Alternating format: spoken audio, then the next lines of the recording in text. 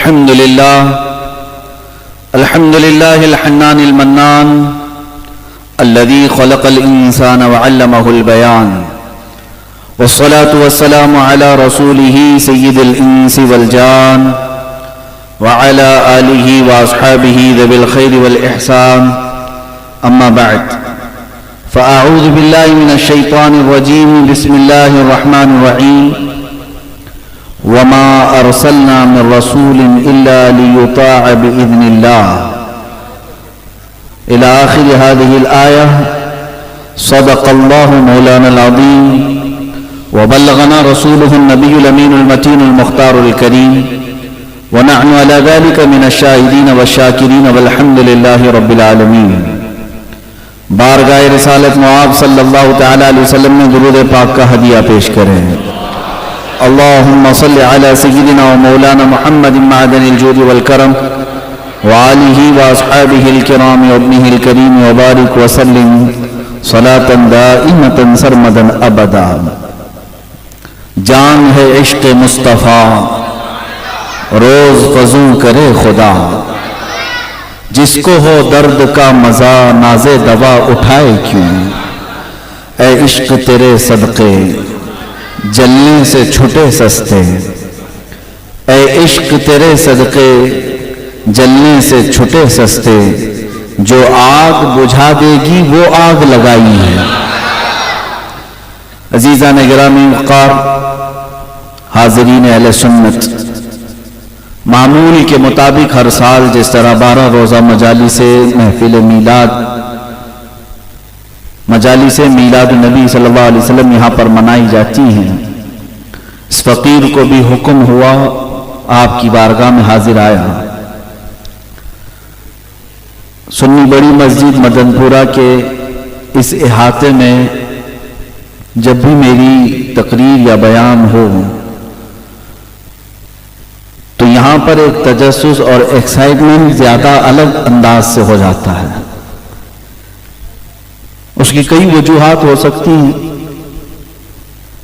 پہلی بات تو یہ ہے کہ یہ منبر بڑا عظیم منبر ہے. یہ مصلی اور محراب بزرگوں کی امانت ہے، اسلاف کی یادگار ہے، اور انتظامیہ سنی بڑی مسجد اراکین ان کی محبتیں اور اہل محلہ کی محبتیں جنہوں نے مجھے مدعو کیا. اس پر سب سے بڑی بات یہ ہے، میں اپنی گفتگو کو آغاز کرنے سے قبل یہ بات ضرور بتانا چاہوں گا. جس منبر پر میں آج آپ سے خطاب کرنے کے لیے بیٹھا ہوں، یہ در حقیقت منبر میرے مربی، میرے مشفق استاذ گرامی، استاذ الاساتذہ، فخر الاماثل، حضرت العلامہ مفتی زبیر احمد صاحب قبلہ ادام اللہ اقبالہ کا منبر ہے. ان کی یہ ذرہ نوازی ہے کہ انہوں نے مجھے یہاں پر بولنے کا موقع دیا ہے، اور میں ان لوگوں کو بھی آج یہاں سے خطاب پہنچانا چاہوں گا جو لوگ حسد اور جلن کی آگ میں نہ جانے کیا کیا منصوبے بنا جاتے ہیں اور کس کے درمیان اختلافات پیدا کر دیتے ہیں، کتنے لوگوں کے بیچ دیوار کھڑی کرنے کی کوششیں کرتے ہیں. لیکن ایک بات یاد رکھیں، اللہ مقلب القلوب ہے، وہ دلوں کو پھیرنے والا ہے. جن لوگوں کو اللہ جوڑ رکھتا ہے پوری دنیا انہیں توڑ نہیں سکتی. عزیزان گرامی، جن لوگوں کو اس طرح کے خدشے ہیں، جلن ہے، حسد ہے، ان کا علاج سوائے موت کے کچھ بھی نہیں. موت تک کچھ لوگ حسد اور جلن کے شکار رہیں گے. بہرحال میں نے یہ بات اس لیے عرض کی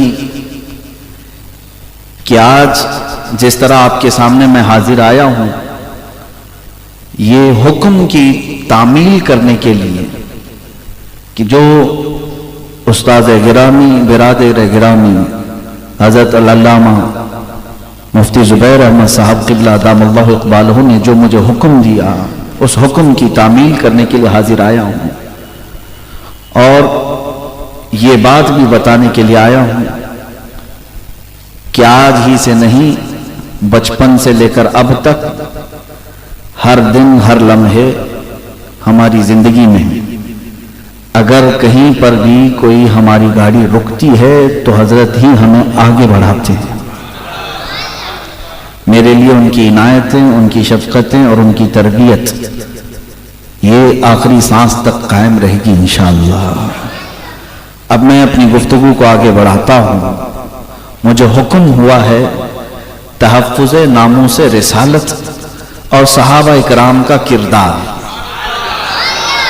मेरे अजीजों, ये तो हमारी पूरी जिंदगी का टॉपिक है, सिर्फ आज के एक दिन का नहीं, मेरी जिंदगी का, बल्कि मैं आप सबके लिए भी कहता हूं, मौज़ूए सुखन अगर पूरी जिंदगी का है तो ये बना लो जो आला हजरत ने बनाया था, जिसको मैंने शेर में पढ़ा, जान है इश्क़ मुस्तफ़ा। जिस तरह इंसान के साथ जान लगी हुई रहती है, जब तक जान है हरकत है, जब तक आपके जिस्म में जान है, हाथ उठ रहा है, पैर उठ रहा है, जुबान बोल रही, आंख देख रही है, कान सुन रहे, जान है आपके अंदर तो जिस्म में हरकत है। और फाजिल बरेलवी इमाम इश्क व मोहब्बत ने क्या कहा, जिस तरह इंसान के अंदर जान होती है ऐसी ही मोमिन के लिए इश्क़ मुस्तफ़ा जान की तरह है। जब तक हुजूर की मोहब्बत तुम्हारे अंदर मौजूद है, तुम्हारे जिस्मों की हरकत नहीं बल्कि तुम्हारे चेहरों की रौनक भी बाकी रहेगी, तुम्हारे आंखों का नूर और दिल का सुरूर भी मेरे मुस्तफा का, उनका तज़किरा है, उनकी मोहब्बत है। और हमारे लिए मैं आपकी बात ये बता दूं, हम हुजूर पाक सल्लल्लाहु तआला अलैहि वसल्लम की मोहब्बत का तज़किरा अक्सर महफिलों में क्यों करते हैं? अल-फज़्लु लिमा शहीद बिहिल आदा, एक अरबी का मकौला है, फजीलत उसकी जिसकी दुश्मन भी गवाही देते हों। हमारे जो दुश्मन हैं, जो हमें बरेलवी कहते हैं या हम सबको जिस तरह की वो तानो तशनी करते हैं और दुश्मनी में हमें बिदाती, गुमराह, न जाने क्या क्या कहते हैं, उन लोगों की जुबान से अगर मैं आपको बताऊं जो अहले सुन्नत व जमात बरेलवी तबके से सबसे ज्यादा नफरत करने वाले एक बड़े दानिश्वर ने, उनके एतबार से जो दानिश्वर है, उनका जो बड़ा खतीब है, वो अपने बयान में कहता है कि हुजूर पाक सल्लल्लाहु ताला अलैहि वसल्लम से जैसे सहाबा मोहब्बत करते थे, इस जमाने में वैसी मोहब्बत अगर कहीं देखना है तो बरेलवियों में देखो। ये कौन कह रहा है? दुश्मन कह रहे हैं। तो हमने ये बात सिर्फ और सिर्फ इसलिए ली कि दुश्मन जिसकी अजमत का एतराफ करे, ये तो कमाल की बात होती है। बाज लोग इस बात को भी नहीं समझ पाते। दुश्मनों ने इस्लाम की बहुत सारी बातें जो बयान की है उसको लिया जाता है, जैसे इस्लाम के मुताल्लिक जिन लोगों ने कहा, बर्नार्ड शाह ने कहा दुनिया का सबसे अच्छा दीन इस्लाम है, उसको कोट करके बहुत सारी जगहों पर बयान किया जाता है। हुजूर सल्लल्लाहु अलैहि वसल्लम की तारीफ में गुरु नानक ने कहा है और कई ऐसे अंग्रेज मुफक्किर हैं, मुदब्बिर हैं, मुअर्रिख हैं, उन्होंने हुजूर के बारे में लिखा है, उनकी भी चीजों को कोट किया जाता है। कुरान अजीम के मुतालिक भी कुछ मुहक्किकीन ने, जो मुसलमान नहीं है, जो अजमतें और फजीलतें बयान की हैं, उसको कोट किया जाता है। इसलिए नहीं किया जाता कि हम उनकी अजमत के कायल हैं, इसलिए किया जाता है कि देखो वो गुमराह होकर के भी दीन की तारीफ कर रहा है। वलीद बिन मुगीरा हुजूर का कट्टर दुश्मन है, लेकिन उसने जो हुजूर की शान में तारीफी कलमात कहे हैं वो आज भी हदीसों में लिखे गए हैं। अबू जहल ने जो हुजूर सल्लल्लाहु ताला अलैहि वसल्लम के मुतालिक जुमले कहे वो भी हदीसों में मौजूद है। तो यहां एक बात मैं अर्ज करूं कि अगर मैंने किसी गुमराह, बददीन, काफिर और मुशरिक का कोई कौल नकल किया है मेरे आका की अजमत बयान करने, कुरान की अजमत या इस्लाम की अजमत बयान करने के लिए, तो इसका मतलब ये नहीं कि मैं उसके अकीदे से मुत्तफिक हूं, बल्कि इसलिए कि अरबी का मकौला है अल-फज़्लु लिमा शहीद बिहिल आदा, फजीलत उसकी है जिसकी दुश्मन भी गवाही देते हैं। کسی کے دماغ میں یہ فطور تھا، اس کو دور کرنے کے لیے میں نے تمہید رکھی ہے. اب آگے میں اپنے موضوع پر گفتگو کرتا ہوں، ہو سکتا ہے اطمینان ہو گیا ہوں. میں جو بات عرض کر رہا تھا، حضور پاک صلی اللہ تعالی علیہ وسلم کی محبت کا تذکرہ آج کے زمانے میں بھی اگر آپ دیکھیں، پوری دنیا میں سب سے زیادہ جو قوم کرتی ہے اسی کو بریلوی کہتے ہیں. اگرچہ بریلی شہر کے رہنے والے نہیں ہیں، لیکن منسوب اس شہر سے ہو جاتے ہیں. کیوں؟ اس لیے کہ اس بریلی شہر میں ایک امام عشق و محبت ایسا آیا جس نے پوری دنیا کو زندگی کا ایک مزاج بتایا، اور اس نے یہ بتایا بریلی کے امام نے، تم اس کے لیے جیتے ہو، اس کے لیے جیتے ہو، فلاں کے لیے مرتے ہو، اس کے لیے فلاں کام کرتے ہو. یہ سب نہیں ہے مومنوں. تمہارا اصل زندگی گزارنے کا طریقہ یہ ہونا چاہیے، دہن میں زبان تمہارے لیے، بدن میں ہے جان تمہارے لیے، ہم آئے یہاں تمہارے لیے، یا رسول اللہ اٹھے بھی وہاں. یہ زندگی گزارنے کا مزاج اگر کسی نے دیا ہے تو وہ امام عشق و محبت نے دیا ہے. اپنا سب کچھ حضور کو مانا، حضور کے لیے فدا کیا، اور یوں کہا کروں تیرے نام پہ جان فدا، نہ بس ایک جان دو جہاں فدا، دو جہاں سے بھی نہیں جی بھرا، کروں کیا کروڑوں جہاں نہیں. یہ کس نے سکھایا ہمیں؟ یہ امام عشق و محبت اعلی حضرت نے سکھایا. اس لیے اس طبقے کو آج منسوب کر دیا جاتا ہے بریلی شہر سے. اب آگے میں بات بتاؤں، حضور پاک صلی اللہ تعالی علیہ وسلم کی محبت اور ان کا تذکرہ ہمارے لیے کیوں ضروری ہے؟ کیوں ضروری ہے؟ بعض تو یہ کہتے ہیں، بعض دیا بنا وابیا، ان کا کہنا یہ ہے کہ یہ لوگ غلو کر جاتے ہیں، اللہ کی وحدانیت اتنی نہیں بیان کرتے جتنا حضور کا تذکرہ کرتے ہیں، حضور کے عشق اور محبت کی بات کرتے ہیں. میرے عزیزو، بات در حقیقت یہ ہے کہ اللہ رب العزت کی تعریف اس وقت ہوتی ہے جب ہم حضور کی تعریف کرتے ہیں. یہ بھی ہمارے اعلیٰ حضرت نے یوں کر کے بتایا، حمد بیان کی اللہ کی، اللہ کی حمد بیان کی، لیکن کیسے بیان کی؟ وہی رب ہے جس نے تجھ کو ہمتن کرم بنایا، ہمیں بھیک مانگنے کو تیرا آستاں بتایا، تجھے حمد ہے خدایا، تجھے حمد ہے خدایا. یعنی اللہ کی تعریف بھی اگر سب سے بڑی تعریف ہے تو کیا کہا جائے؟ اس کی مخلوقات میں کروڑوں مخلوق ہیں، اگر کوئی تعریف کرنا چاہے اللہ کی تو یوں بھی کہہ سکتا ہے، یہ انسان ہے کتنا بہترین اللہ نے اس کو بنایا ہے، یہ درخت ہیں، یہ پھل ہیں، یہ پودے ہیں، یہ پھول ہیں، یہ کیڑے مکوڑے ہیں، یہ جانور ہیں، یہ بہائم پرندے ہیں، ان کو اللہ نے کیسی کیسی شکلیں دی. اس سے بھی تعریف ہوتی ہے. لیکن کائنات میں سب سے بڑی اگر تعریف ہے تو یوں کہا جائے گا وہ رب کتنا عالی شان اعلیٰ ہے جو محمد جیسا انسان کامل پیدا کیا ہے. اسی لیے اقبال نے یوں کہا تھا، ہونا یہ پھول تو بلبل کا ترنم بھی نہ ہو، ہونا یہ پھول تو بلبل کا ترنم بھی نہ ہو، چمن دہر میں کلیوں کا تبسم بھی نہ ہو. اور کہتا ہے، اقبال کہتا ہے، ہونا یہ ساقی تو میں بھی نہ ہو، خم بھی نہ ہو، بزم توحید دنیا میں نہ ہو، تم بھی نہ ہو. اللہ کی وحدانیت بیان کرنا اگر کسی نے سکھایا ہے تو وہ محمد رسول اللہ نے سکھایا ہے. ہاں یہاں سب کچھ تھا، سب کچھ تھا. اللہ کی وحدانیت، خانہ کعبہ کو پاک کرنے میں، طہارت اس کو بتوں کی آلائش سے کرنے میں میرے مصطفیٰ کریم صلی اللہ علیہ وسلم کا کردار ہے. اسی لیے اقبال کہتا ہے، بزم توحید دنیا میں نہ ہو، تم بھی نہ ہو، خیمہ افلاک کا استادہ اسی نام سے ہے، نبض ہستی تفش آمادہ اسی نام سے ہے، دشت میں دامن کوہسار میں میدان میں ہے، بحر میں موج کی آغوش میں طوفان میں ہے، چین کے شہر مراکش کے بیابان میں ہے، اور پوشیدہ مسلمان کے ایمان میں ہے.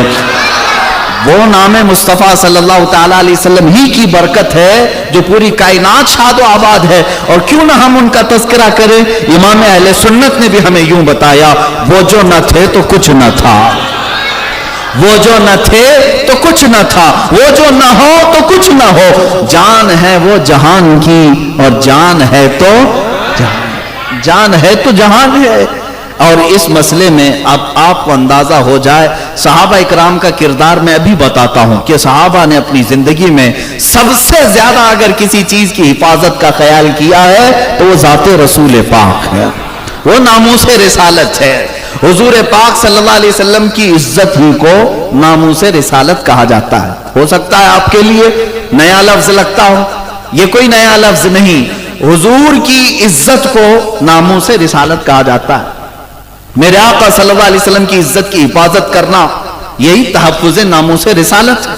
और सहाबा इकराम रिज़वानुल्लाहि ताला अलैहिम अजमाइन ने सबसे ज्यादा अपनी जिंदगी में किसी चीज की हिफाजत का ख्याल किया है तो वह हुजूर की इज्जत का ख्याल है।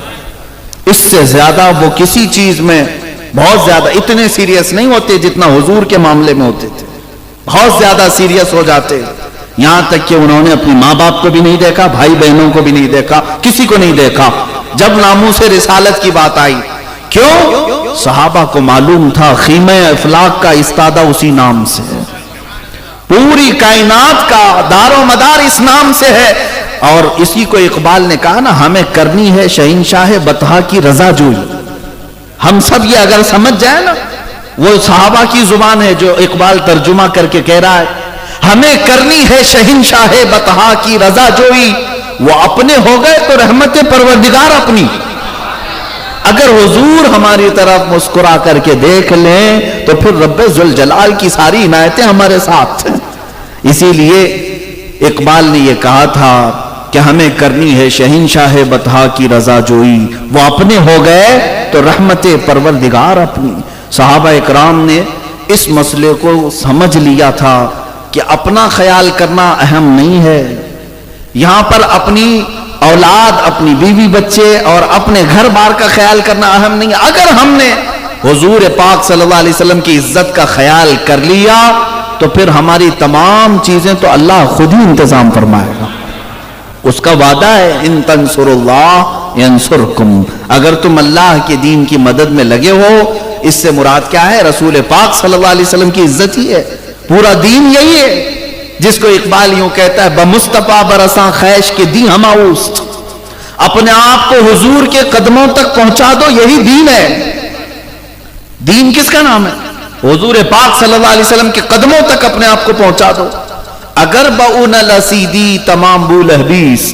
और इकबाल ने यह भी कहा, अगर तुम वहां तक नहीं पहुंच सके तो फिर पूरी जिंदगी अबू लहब की तरह है। तुम्हारी जिंदगी अबू लहब की तरह है कि करीब भी रहा लेकिन ईमान नहीं ला सका। मेरे अजीजों मुसलमानों, इस बात को समझ लेना, जो लोग दुनिया में हीले बहाने करते हैं, अभी हमारे साथ हालात बड़े खराब हैं, हम कहां अभी नामूस रिसालत की बात करें, तो फिर याद रखना कि तुम्हारी इज्जतें भी खतरे में है, तुम्हारा ईमान भी खतरे में है। तुम्हारी इज्जतें तो जाएंगी ही जाएंगी लेकिन ईमान भी जाने का डर है, अंदेशा है। इसीलिए मैं वो कौल याद करता हूं तो यानी रोंगटे खड़े हो जाते हैं। अल्लामा जलालुद्दीन रूमी रहमतुल्लाह अलैह फरमाते हैं, अगर कोई बंदा ऐसा है जो दिन में 1,00,000 मर्तबा दुरूद पढ़ता हो, पहली बात तो इतना कोई होगा नहीं, और अगर पढ़ता हो कोई तो कमाल का बंदा होगा जो हुजूर पाक सल्लल्लाहु अलैहि वसल्लम पर दिन में 1,00,000 मर्तबा दुरूद पढ़ता हो। कितने बड़े कमाल का बंदा होगा, कितनी बुजुर्गी को पहुंचा होगा। लेकिन फरमाते हैं 1,00,000 मर्तबा दिन में दुरूद पढ़ने वाला है, लेकिन अगर जिंदगी में कभी हुजूर की कोई तौहीन किया और ये खामोश रहता है तो ये लाखों दुरूद उसके मुंह पर मारे जाएंगे। लाखों दुरूद उसके मुंह पर मारे जाएंगे, किसी काम के नहीं। मोहब्बत रसूल का मतलब सिर्फ तस्बीह घुमाना नहीं है, सिर्फ हुजूर पाक सल्लल्लाहु ताला अलैहि वसल्लम के लिए बैठ करके सेफ जगह पर नारे लगाना ही नहीं है। ये शहादत गहे उल्फत में है कदम रखना, लोग आसान समझते हैं मुसलमान होना। मेरे अजीजों, ये दीन हमारे तक जो आया है वो फूलों की सेज पर सज कर नहीं आया। ये दीन हुजूर पाक की इज्जत को बचाने के लिए जिन लोगों ने अपनी जानें दांव पर लगाई, वो मक्का की गलियां आज तक गवाह हैं जहां बिलाल हबशी को खींचा जाता था, जहां खब्बाब और खुबैब जैसे सहाबा को सूली पर चढ़ाया गया था, सईदा सुमैया को शर्मगाह पर नेजा मार करके शहीद किया गया था, सिर्फ नाम मुस्तफा की वजह से। वो क्या काम करते थे? सिर्फ हुजूर पाक की मोहब्बत। उन लोगों ने जाने दे दी। आप सबको अगर तफसील में मैं ले जाऊं तो बड़ी लंबी एक गुफ्तगू हो जाएगी। तहफ़्फ़ुज़ नामूस रिसालत के लिए सहाबा का किरदार क्या था? मेरे अजीजों, पूरा सहाबा का किरदार अगर देखें, उनकी सारी जंगें, सारी जिहाद, सारे गज़वात नाम मुस्तफ़ा की हिफाजत के लिए ही तो थे। जिसने अगर हुजूर पाक सल्लल्लाहु अलैहि वसल्लम की तरफ उंगली भी उठाई तो उसका क्या हशर किया उन्होंने। अब आपको मैं बताऊं, आज हम सबको कितना सीरियस होना चाहिए। मैं आप सबको ये चीज वसीयत और नसीहत के तौर पर दे जाता हूं। हमारे बच्चे भी हैं, जवान भी हैं, बूढ़े भी हैं। अमन का पैगाम यकीनन इस्लाम देता है और हम जो है अमन, उखुवत, भाईचारगी का पैगाम देते देते बूढ़े भी हो जाते हैं। हमारी अक्सर तकरीरें भी होती हैं, लेकिन एक बात याद रखना, तुम हर चीज को कंप्रोमाइज कर लेना। माफ करना हो तो माफ कर देना। कभी तुम्हारे साथ ज्यादती हुई है, किसी ने जाती तौर पर तुम्हें धचका लगाया, माफ कर सकते हो, कर दो। किसी ने तुम्हारा माल हड़प लिया, किसी ने तुम्हारे बीवी बच्चे माँ बाप किसी के साथ कुछ किया है, दरगुजर कर सकते हो तो कर लो। हाँ, कंप्रोमाइज किया जा सकता है, लेकिन याद रखना एक बात में कभी कंप्रोमाइज नहीं हो सकता, वो है हुजूर की इज्जत का मामला। रसूल पाक सल्लल्लाहु अलैहि वसल्लम की इज्जत के मामले में कुछ लोग आज यूं भी कह देते हैं, हुजूर तो बहुतों को माफ करते थे, तुम क्यों नहीं माफ करते? जालिमों, ये हुजूर का हक था, वो जिसे चाहे माफ करें। ये उम्मत को हक नहीं दिया गया है, उम्मत को ये इख्तियार नहीं दिया गया है कि तुम हुजूर की तरफ से खुद भी माफ करते फिरो। नहीं, हमारे लिए यह है कि हम जो है एक ही चीज अपने बुजुर्गों से सीखे हैं। हमारी तकरीरें हैं, आजकल हमारी इमेज बड़ी खराब करके पेश की गई है। मैं अपने बारे में कहता हूं, अल्हम्दुलिल्लाह हजारों चाहने वाले मोहब्बत के साथ हमारा इस्तकबाल करते हैं, अल्लाह उन्हें जज़ा अता करे। लेकिन मैं जानता हूं कुछ वो हासिदीन और कुछ मुशरिकीन और कुछ इनाद में डूबे हुए लोग यहां तक की बातें करते हैं, अरे इसको बुलाएंगे फला हो जाएगा और हुकूमत पकड़ लेगी, सीबीआई रेड मारेगी, फला फला फला चीजें, इस तरह की बातें फैला करके रखे हुए हैं। मैं आपको बताता हूं, इस्लाही तकारीर भी हमारी बहुत सारी हैं, सुन ले। बहुत दिनों तक हमने हर चीज के बारे में गुफ्तगू की है बुराइयों के खात्मे के लिए, लेकिन एक चीज हमने बुजुर्गों से सीखी भी है और सुनी भी है। निहायत नरम रहना, मुस्कुराते रहना, निहायत नरम रहना, यही अखलाक के मुस्तफा है। नरम लहजे में गुफ्तगू करो, नरमी से बात करो, लोगों के साथ मोहब्बत से पेश आओ। हम इस तरह का अमल करने की कोशिश करते हैं, लेकिन एक चीज हमें विरासत में मिली है, जब हुजूर पाक सल्लल्लाहु ताला अलैहि वसल्लम की शान में कोई गुस्ताखी करे तो न दिमाग ठंडा रखो, न दिल नरम रखो, न जुबान मीठी रखो। तीन ही चीजें होती हैं, दिमाग, दिल और जुबान। बुजुर्गों ने फरमाया, गुस्ताखे रसूल के लिए, मेरे मुस्तफा करीम सल्लल्लाहु अलैहि वसल्लम की तौहीन करने वाले के लिए न दिमाग ठंडा रहेगा, न दिल नरम रहेगा, न जुबान मीठी रहेगी। और ये मेरा अपना नहीं है, ये मजहब सहाबा से मिला हुआ है। आओ मैं तुम्हें दलील के तौर पर बताऊं। हुजूर पाक सल्लल्लाहु ताला अलैहि वसल्लम की बारगाह में एक कासिद आया, उर्वा बिन मसूद सकफी। इसको दुश्मनों ने भेजा था, जाओ मोहम्मद अरबी सल्लल्लाहु अलैहि वसल्लम ने कितना साजो सामान जमा किया, जाओ हथियार कितने हैं देख कर क्या। वो आया, सहाबा हुजूर के साथ खड़े थे और उर्वा बिन मसूद ने जो मामला वहां देखा उसमें से क्या था, उसने यही देखा कि हुजूर जब वजू करते हैं तो सारे सहाबा अपने दामन फैला देते हैं, कोई हाथ आगे किया हुआ है, यहां तक कि हुजूर पाक कुल्ली भी करते हैं तो वो अपने हाथों में लेकर अपने चेहरे पर मल लेते हैं। हुजूर पाक सल्लल्लाहु अलैहि वसल्लम के वजू का एक कतरा भी सहाबा ने नीचे नहीं गिरने दिया। नाम तो बहुत दूर, बहुत बड़ी बात है। हुजूर पाक का गसाला जो वजू का है, सहाबा वो जमीन पर नहीं गिरने देते थे, उसको उठा लेते। उर्वा बिन मसूद ने जाकर के अपने गुरु घंटालों से कहा था, मोहम्मद पाक सल्लल्लाहु ताला अलैहि वसल्लम ने ऐसे फरजाने जमा किए हैं कि उनके खकार का थूक भी वो नीचे गिरने नहीं देते, उनका खून कहां से गिरने देंगे, उनके पास जो फौज है। लेकिन एक मामला पेश आया था वहां पर, अरब वाले जब बात करते थे तो यूं दाढ़ी पकड़ करके कभी बात करते, दाढ़ी पर हाथ लगा करके बात करते। उर्वा बिन मसूद जब आया कासिद बन करके हुजूर पाक सल्लल्लाहु ताला अलैहि वसल्लम से बात करते करते हुजूर की दाढ़ी की तरफ हाथ लगा रहा था। हजरत अबू बकर सिद्दीक मौजूद थे, बगल में ही थे। आपने जैसे ही देखा उसके हाथ को झटक दिया, نیچے کر دیا. اس نے کہا ابو بکر یہ کیا کر رہے ہو؟ کہا خبردار ہاتھ اٹھا کے مت بات کرنا. اس نے دوبارہ حضور کی طرف داڑھی کی طرف ہاتھ لگا کر کے بات کرنا چاہا. صدیق اکبر نے دوسری بار جھٹکا دے کر کے اس کے ہاتھ کو نیچے کیا اور جلال نے اس کو سخت الفاظ میں کہا اگر اس کے بعد تیرا ہاتھ اٹھا تو تیرے مونڈھے سے یہ ہاتھ الگ ہو جائے گا. وہ ہاتھ میں برداشت نہیں کروں گا جو میرے نبی کی طرف اٹھ کر کے بات کرے. اور اس کے بعد اس نے کہا یہ تو ہمارے عرب کا دستور ہے، ہم اس طرح سے بات کرتے ہیں. حضرت ابو بکر نے کہا وہ اور ہوں گے جن کی داڑھی پر ہاتھ لگا کر بات کرتا ہے، یہ میرے اللہ کا رسول ہے، یہ رسول پاک صلی اللہ علیہ وسلم. یہاں بڑے بڑے صحابہ آنکھ اٹھا کر بات نہیں کرتے، تو ہاتھ اٹھا کر کیسے بات کرے؟ میرے عزیزو، صحابہ اکرام رضوان اللہ تعالی علیہ مجمعین نے ان تمام چیزوں کا بھی خیال رکھا ہے. کسی دشمن کو وہاں تک پہنچنے دینا تو بہت دور کی بات ہے. تحفظ ناموس رسالت جس کو آج کہہ رہے ہیں ہم، یہ آسان لفظ ہے بولنے میں، عمل کرنا اتنا ہی دشوار ہے. میں سمجھتا ہوں زندگی کا سب سے کٹھن امتحان تحفظ ناموس رسالت پر چل کے دکھاؤ. سب سے کٹھن امتحان ہے. پوری دنیا تمہاری مخالف ہو جائے، پوری دنیا تمہاری دشمن بن جاتی ہے، اس لیے کہ یہ لفظ کوئی جلدی برداشت نہیں کر پاتا. حضور پاک کی عزت کی بات کرنے والا دنیا کو زیر و زبر کر دیتا ہے، دنیا کو پتا ہے. اسی لیے تو اقبال نے کہا تھا یہ فاقہ کش موت سے ڈرتا نہیں، ذرا روح محمدی اس کے بدن سے نکال دو.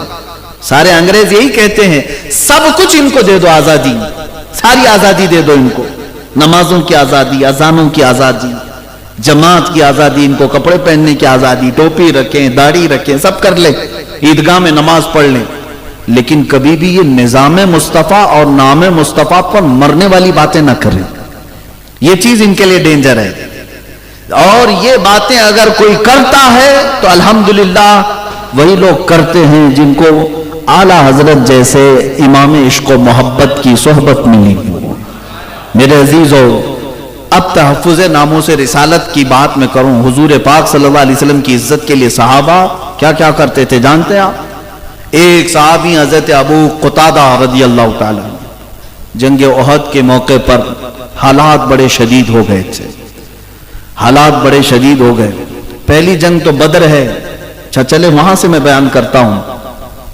بدر کی جنگ جو ہوئی اس میں 313 صحابہ آئے تھے حضور پاک صلی اللہ علیہ وسلم کے ساتھ. بدر ایک علاقے کا نام ہے، میدان ہے. اب میں آپ کو بتاؤں حضور پاک صلی اللہ تعالی علیہ وسلم کی عزت کی بات ہی تو تھی جو صحابہ نکلے تھے. اور کس طرح سے نکلے ہیں لوگ؟ ان کے پاس کل ملا کر کے پورے 313 کے پاس صرف 2 اونٹ آئے ہیں یا 4 اونٹ آئے ہیں. سب کے پاس تلواریں نہیں، گھوڑے سب کے پاس نہیں، 8 یا 10 گھوڑے ہیں، باقی سب پاپیادہ پیدل چلنے والے. آج میں اندازہ کرتا ہوں مدینہ طیبہ سے لے کر بدر جانے کا راستہ 160 کلومیٹر کا ہے، اور بیچ میں کئی پہاڑیاں ہیں، کئی ہزار پہاڑیاں آ جائیں گی. گرم پتھروں والی زمین ہے، بیچوں بیچ کہیں کوئی درخت تک نظر نہیں آتا. ہم ہر سال الحمدللہ جب بھی زیارت کا موقع ہوتا ہے جایا کرتے بدر میں. ایسی بس میں بیٹھ کر کے تھکان ہونے لگتی ہے، اور وہ رسول پاک کے فرزان ہیں، پیدل اتنا لمبا سفر کر کے گئے تھے. کئی صحابہ ایسے جن کے پیروں میں چپل بھی نہیں تھی. یہ وہ صحابہ ہیں جنہوں نے پہاڑوں کو کراس کر دیا اور بدر تک پہنچے. پہنچنے کے بعد بھی میرے آقا نے فرمایا تم میں سے اگر کوئی چاہتا ہے واپس پلٹ کر جانا مدینے تو جا سکتا ہے. جانتے ہیں اس میں سے حضرت مقداد ایک صحابی ہیں، وہ کیا کہتے ہیں؟ یا رسول اللہ ہم بنی اسرائیل میں سے نہیں ہیں جنہوں نے موسیٰ علیہ السلام سے کہا تھا آپ جائیے اور آپ کا رب جائیے لڑائی کیجئے. یا رسول اللہ ہم امت محمدیہ میں ہیں، ہم اپنے خون کا آخری قطرہ بھی پیش کریں گے، واپس پیچھے مڑ کر نہیں دیکھیں گے. حضور پاک صلی اللہ علیہ وسلم کے لیے آئے جن کے ہاتھوں میں تلواریں. حضرت اوکاشہ ایک صحابی ہیں، کہتے ہیں کچھ لوگوں کے پاس تو تلواریں تھی اور کچھ کے پاس ایسی تھی جسے سبزی بھی نہیں کٹتی تھی، لیکن حوصلے بڑے جوان تھے. حوصلے بڑے پرعزم، ہاں یا رسول اللہ صلی اللہ علیہ وسلم خالی ہاتھ آ گیا ہوں، میرے پاس اتنے پیسے بھی نہیں تھے کہ میں کوئی ہتھیار خریدتا، اور یہاں مکہ کے کفار و مشرکین دندناتے ہوئے آئے ہیں۔ حضور پاک نے فرمایا جاؤ کوئی لکڑی ہی لے لو۔ وہ کہتے ہیں کھجور کی ٹہنی کی ایک سوکھی ہوئی لکڑی مجھے ملی، میرے آقا صلی اللہ علیہ وسلم نے اس پر ہاتھ پھیر کر مجھے دیا، میں اسی سے لڑتا رہا اور کئیوں کو اسی سے مارا۔ صحابہ کا یہ حوصلہ تو دیکھیں، انہیں توکل اور یقین ایسا تھا کہ ہم جس کام کے لیے نکلے ہیں اس میں صرف نکلنا ہمارا کام ہے، باقی پورا کرنا یہ اللہ کا ہے، کیونکہ وہ نام مصطفیٰ پر نکلے ہوئے ہیں۔ یہی ہے ناموس رسالت پر نکلنے والے کا توکل ہونا چاہیے، یقین ہو۔ جگہ جگہ اسباب کی کمی، جگہ جگہ دشمنوں کی بہتات، لیکن اللہ ہر گھڑی اس کے ساتھ ہوتا ہے، رب ذوالجلال ان کے ساتھ ہے۔ اسی میدان بدر کا وہ دردناک منظر جب بیان کیا جاتا ہے میرے عزیزو، ایمان تازہ ہوتا ہے۔ دو چھوٹے بچے حضور کی بارگاہ میں آئے، کہا یا رسول اللہ ہمیں بھی لڑنے کی اجازت دی جائے۔ میرے آقا نے فرمایا نہیں، بچوں پر جہاد نہیں، تم اپنے گھر رہو۔ وہ سب دونوں بچے ضد کرنے لگے، 12-13 سال کے تھے یا 15 سال سے کم کی عمر کے تھے۔ اتنی کم عمر میں یہاں تو پب جی میں زندگی گزار رہے ہیں 20-22 سال کے لوگ، پوری راتیں ان کی برباد ہوتی موبائل انٹرنیٹ پر۔ وہ 12-13 سال کے بچے ناموس رسالت کی بات کر رہے تھے، آئے حضور کی بارگاہ میں۔ جب میرے آقا نے منع کیا تو رونے لگے، زور زور سے رونے لگے، اور میرے آقا صلی اللہ علیہ وسلم کی ایک عادت کریمہ کہ کسی کا رونا حضور کو برداشت نہیں ہوتا تھا۔ آپ نے فرمایا جاؤ صفوں میں کھڑے ہو جاؤ۔ وہ صفوں میں کھڑے ہو گئے، کندھے سے کندھا نہیں مل رہا تھا، پتھر اٹھا لائے اس پر کھڑے ہو گئے، اور صحابہ سے ملایا، شانے سے شانہ مل گیا، جانے کا بہانہ مل گیا۔ حضور پاک صلی اللہ علیہ وسلم نے فرمایا ٹھیک ہے، ان کے جذبے کو دیکھ کر اجازت دی جائے۔ اب میں آپ کو بتاؤں، 313 صحابہ ایک طرف، پورے صحابہ میدان بدر میں معاذ اور معوذ رضی اللہ عنہ، افرا نام کے جو مدینہ طیبہ کے رہنے والے، ان کے یہ دونوں بیٹے تھے، کسان کے بیٹے تھے، آئے۔ حضرت عبد الرحمن بن عوف کہتے ہیں میں میدان بدر میں دوپہر کا وقت تھا، یہ دونوں بچوں کا میرے سے سامنا ہو گیا۔ وہ دونوں پوچھنے لگے چچا جان ابو جہل کس کا نام ہے؟ وہ جانتے تک نہیں تھے۔ حضرت عبد الرحمن بن عوف کہتے ہیں تم کیا کرو گے اس کا؟ وہ دونوں کہنے لگے اس لیے کہ ہم نے سنا ہے ہمارے نبی کو گالیاں دیتا ہے۔ یہ ہے ناموس رسالت پر فکر کرنا، برداشت نہیں ہوتا۔ چچا جان بتائیں۔ حضرت عبد الرحمن ان کے جذبے کو دیکھ کر مسکرائے، کہا وہ سردار قریش ہے، وہ پہلوان ہے مکہ کا، اس کے ارد گرد کئی لوگ ہوتے ہیں۔ تو یہ بات ان بچوں کو سمجھا رہے تھے۔ اتفاق کی بات ایسے کہ ابو جہل سامنے سے گزر رہا تھا۔ حضرت عبد الرحمن بن عوف کہتے ہیں لگے ہاتھوں میں نے بچوں کو کہہ دیا وہ جو جا رہا ہے نا وہی سردار قریش، معاذ اور معوذ۔ حضرت عبد الرحمن کہتے ہیں میری بات ابھی کمپلیٹ بھی نہیں ہوئی تھی، چیل کی طرح یہ جھپٹ گئے اس پر، اور جس غرور اور گھمنڈ میں وہ چلتا تھا ابو جہل، اسے کبھی یہ ایکسپیکٹیشن بھی نہیں تھا کہ کوئی بچہ قریب آتا ہے۔ اور وہ گھوڑے پر سوار تھا، ان دونوں بچوں میں سے ایک نے اس کے ٹانگوں پر مارا گھوڑے کی، وہ نیچے زمین پر آیا، دوسرا سینے پر بیٹھ گیا، اور دونوں نے مل کر کے اس کی گردن الگ کر دی۔ تاریخ میں یہ موجود ہے۔ 313 صحابہ بدر میں تھے، اسی لیے کسی نے کیا خوب کہا، اوروں نے اگر کافروں کو مارا ہے تو ان بچوں نے پورے کفر کو مارا ہے۔ عزیزان گرامی، یہ دو بچے تھے جنہوں نے حضور پاک کے گستاخ کو فنا فی النار کیا تھا، اسے واصل جہنم کیا تھا۔ یہ بچے کہاں پیدا ہوئے؟ کس گھر میں؟ یہ اس گھر میں پیدا ہوئے جہاں باپ کو محراب عبادت میں دیکھا کرتے تو ماں سے قرآن کی لوریاں سن کر کے سویا کرتے تھے۔ ان کی تربیت میں ماں باپ کا عمل دخل رہا ہے، جنہوں نے ہر گھڑی ہر لمحہ اپنے بچوں کو یہ کہا تھا اے بچوں ہماری زندگی کچھ بھی نہیں، اگر حضور کی زندگی سلامت ہے تو سب سلامت ہے۔ ان بچوں کو مدینے کی عورتیں یہ سکھاتی تھی رات بھر کہ رسول پاک کی عزت اور ان کا نام سلامت ہے تو سمجھ لو ہم سب سلامت ہیں۔ اور وہیں سے یہ بچے پلے تھے. لیکن میرے عزیزو ایسا نہیں ہے کہ ان بچوں کے ساتھ کچھ نہیں ہوا. ان میں سے ایک بچے معاذ، ان کے کندھے پر ایک کافر نے تلوار ماری، ہاتھ الگ ہو گیا لیکن بغل کی چمڑی سے لٹک رہا تھا. اس بچے نے اپنے دوسرے ہاتھ میں تلوار اٹھائی، پھر میدان میں آیا. ہماری انگلی بھی کٹے نہ تو ہم بھاگ جائیں، ناخن اکھڑ جائے تو ہم بیٹھ جائیں پٹی کرنے کے لیے. ہاتھ الگ ہوا ہے مونڈے سے اور چمڑی سے صرف لٹک رہا ہے.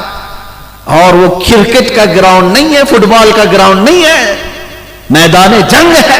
ہر گھڑی تلواروں کی آواز، نیزوں کی بوچھار کی آواز. یہ جذبہ آتا کہاں سے ہے؟ یہ جذبہ اسی وقت آتا ہے جب حضور پاک کی محبت میں کوئی فنا ہوتا ہے. میرے عزیزو، اس بچے نے دوسرے ہاتھ میں تلوار لی اور میدان میں کودتا رہا. صحابہ کہتے ہیں ہم نے وہ منظر بھی دیکھا کہ اس بچے نے بار بار یہ ہاتھ لٹک کر کے سامنے آ رہا تھا تو اپنے پیر میں ہاتھ کو دبا کر کھینچ کے نکال دیا، کھینچ کے نکالا اور پھینک دیا. اور کیا کہا جانتے ہیں؟ مجھے اس ہاتھ کی ضرورت نہیں جو اللہ کی رضا میں خلل پیدا کر رہا ہو. میرے مصطفیٰ کے لیے لڑنے آیا ہوں، خلل پیدا کر رہا. یہ دونوں بچے اس میدان بدر میں شہید ہوئے، ان کو شہید کیا گیا.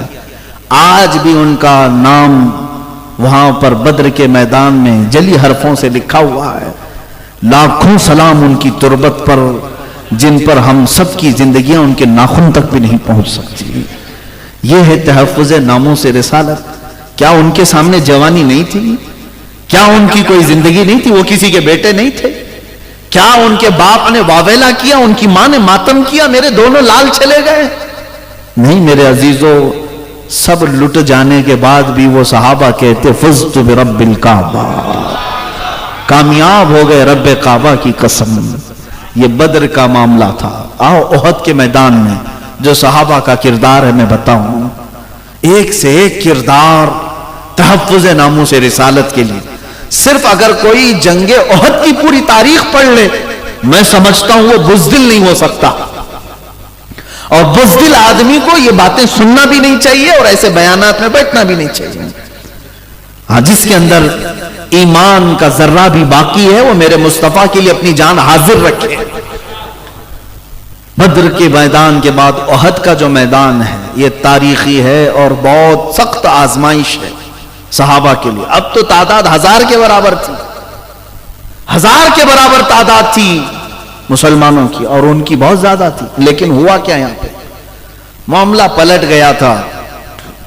جو مسلمانوں کو اللہ نے فتح عطا کی تھی وہ حضور پاک صلی اللہ تعالی علیہ وسلم کی ایک بات جس کا صحابہ نے انتظار نہیں کیا، جس کی پاداش میں جیتی ہوئی جنگ شکست میں بدل گئی.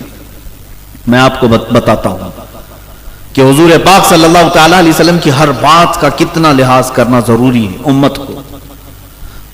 میدان احد کیسا ہے اس کا لوکیشن میں آپ کو بتاؤں. میدان احد ایسا تھا کہ مشرکین سامنے ہیں، مومنین اس طرف ہیں، اور مومنین کو حضور صلی اللہ علیہ وسلم کی طرف سے ایک چھوٹا سا ٹیلا ملا تھا، ایک پہاڑی جس کو جبل رومات کہتے ہیں. آج بھی وہ موجود ہے مدینے سے 5 کلومیٹر باہر احد پہاڑ کے سامنے جہاں یہ جنگ ہوئی. لوکیشن کے اعتبار سے حضور پاک صلی اللہ علیہ وسلم نے سب سے بہتر لوکیشن منتخب کیا تھا کیونکہ پہاڑ کی اونچائی پر 50 تیر انداز صحابہ کو کھڑا کیا. تیر انداز صحابہ کو حضور نے کھڑا کیا اور کہا تھا کہ جب تک میں نہ کہوں نیچے نہیں اترنا. یہ لفظ پر آپ توجہ دیں. حضور نے کیا فرمایا؟ جب تک میں نہ کہوں یہاں سے نیچے نہیں آنا. صحابہ تیر لے کر کھڑے رہے. اب یہ سب سے بہترین پوائنٹ تھا مومنین کے لیے، صحابہ کے لیے. جب بھی کوئی مشرکین حملہ کرنے کے لیے آگے آتے یہ اوپر سے تیر برسانے لگ جاتے. اوپر جو بھی ہوتا ہے وہ فائدے میں ہے. تو مشرکین شکست کھا کر کے بھاگ رہے تھے اور صحابہ اکرام نے دیکھا دوپہر سے پہلے ہی مشرکین اپنا ساز و سامان چھوڑ کر بھاگ گئے، کافی دور بھاگ گئے. تو یہاں جو مومنین تھے وہ سب مال غنیمت جمع کرنے لگے، جو مال بچا ہوا تھا وہ جمع کر رہے تھے. تو اوپر جو صحابہ کھڑے تھے تیر انداز صحابہ، ان میں سے اکثر صحابہ نے کیا کہا؟ جنگ ختم ہو گئی، چلو ہم بھی اترتے ہیں مال غنیمت جمع کرتے ہیں. لیکن چند صحابہ نے کہا نہیں، انتظار کرو حضور کا حکم آنے تک۔ دیکھیں یہ صحابہ میں آپس میں اجتہادی اختلاف تھا، تو جن لوگوں نے اترنے کا کہا انہوں نے یہ کہا نہیں، حضور نے جنگ ختم ہونے تک کی بات کہی تھی، اب جنگ ختم ہو گئی، دیکھو مشرکین بھاگ گئے، اب کچھ رہا نہیں، ہم اتر جاتے ہیں۔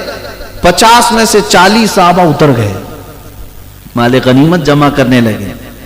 مشرکین کی طرف سے بہادر جنگجو خالد بن ولید آئے ہوئے تھے، اس وقت وہ ایمان لائے ہوئے نہیں تھے، لیکن جنگ کی بہادری میں ان کی مثال نہیں تھی۔ انہوں نے دیکھا مین پوائنٹ یہی تھا، جبل رمات یہ جب خالی ہو گیا تو خالد بن ولید نے 200 گھڑ سواروں کو لے کر کے پیچھے سے راؤنڈ مارتے ہوئے آیا اور واپس پیچھے کی جانب سے یہ جو 10 اوپر کھڑے تھے ان کو پہلے مار دیا، شہید کیا، اور اس کے بعد اچانک جو صحابہ مال غنیمت جمع کر رہے تھے ان پر انہوں نے حملہ کر دیا۔ اب جو مشرکین بھاگے ہوئے تھے وہ بھی پلٹ آئے، ادھر سے وہ پلٹ آئے، پیچھے سے خالد بن ولید کی فوج، بیچ میں مسلمان پس گئے، جس میں 70 صحابہ کی جانیں گئی، 70 صحابہ کی جانیں گئی۔ یہ احد کا معرکہ جو ہے بڑا تفصیلی ہے، میں شارٹ بیان کر رہا ہوں۔ 70 صحابہ کی جانیں گئی، یہی وہ جنگ ہے جس میں امیر حمزہ کا کلیجہ چبایا گیا تھا، سینہ چاک کر کے ہندا نے کلیجہ نکالا اور کچا چبایا تھا۔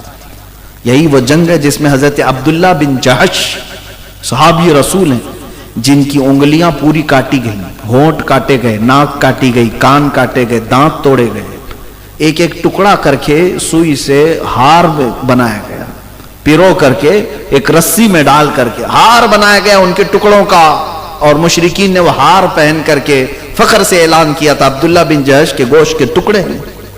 صحابہ کے ساتھ یہ معاملہ ہوا احد کے میدان میں۔ یہی وہ احد کا میدان ہے جس میں رسول پاک صلی اللہ علیہ وسلم پر ایک ظالم نے لوہے کی ٹوپی ماری تھی جس سے 2 دانت مبارک شہید ہوئے تھے۔ یہ سب کیوں ہوا تھا جانتے ہیں؟ صرف اور صرف ایک بات تھی، میرے آقا نے فرمایا تھا جب تک میں نہ کہوں نیچے مت آنا۔ بات سمجھ رہے ہیں؟ قرآن میں اللہ نے فرمایا، اللہ تبارک و تعالیٰ نے فرمایا فَلْيَحْذَرِ الَّذِينَ يُخَالِفُونَ عَنْ أَمْرِهِ، لوگوں کو چاہیے کہ میرے رسول کے حکم کے خلاف کرنے سے بچیں، ورنہ کیا ہوگا؟ ان تصیبہم فتنہ او یصیبہم عذاب علیم۔ رب تعالیٰ فرماتا ورنہ اللہ تم کو فتنے میں مبتلا کرے گا یا دردناک عذاب میں گرفتار کرے گا۔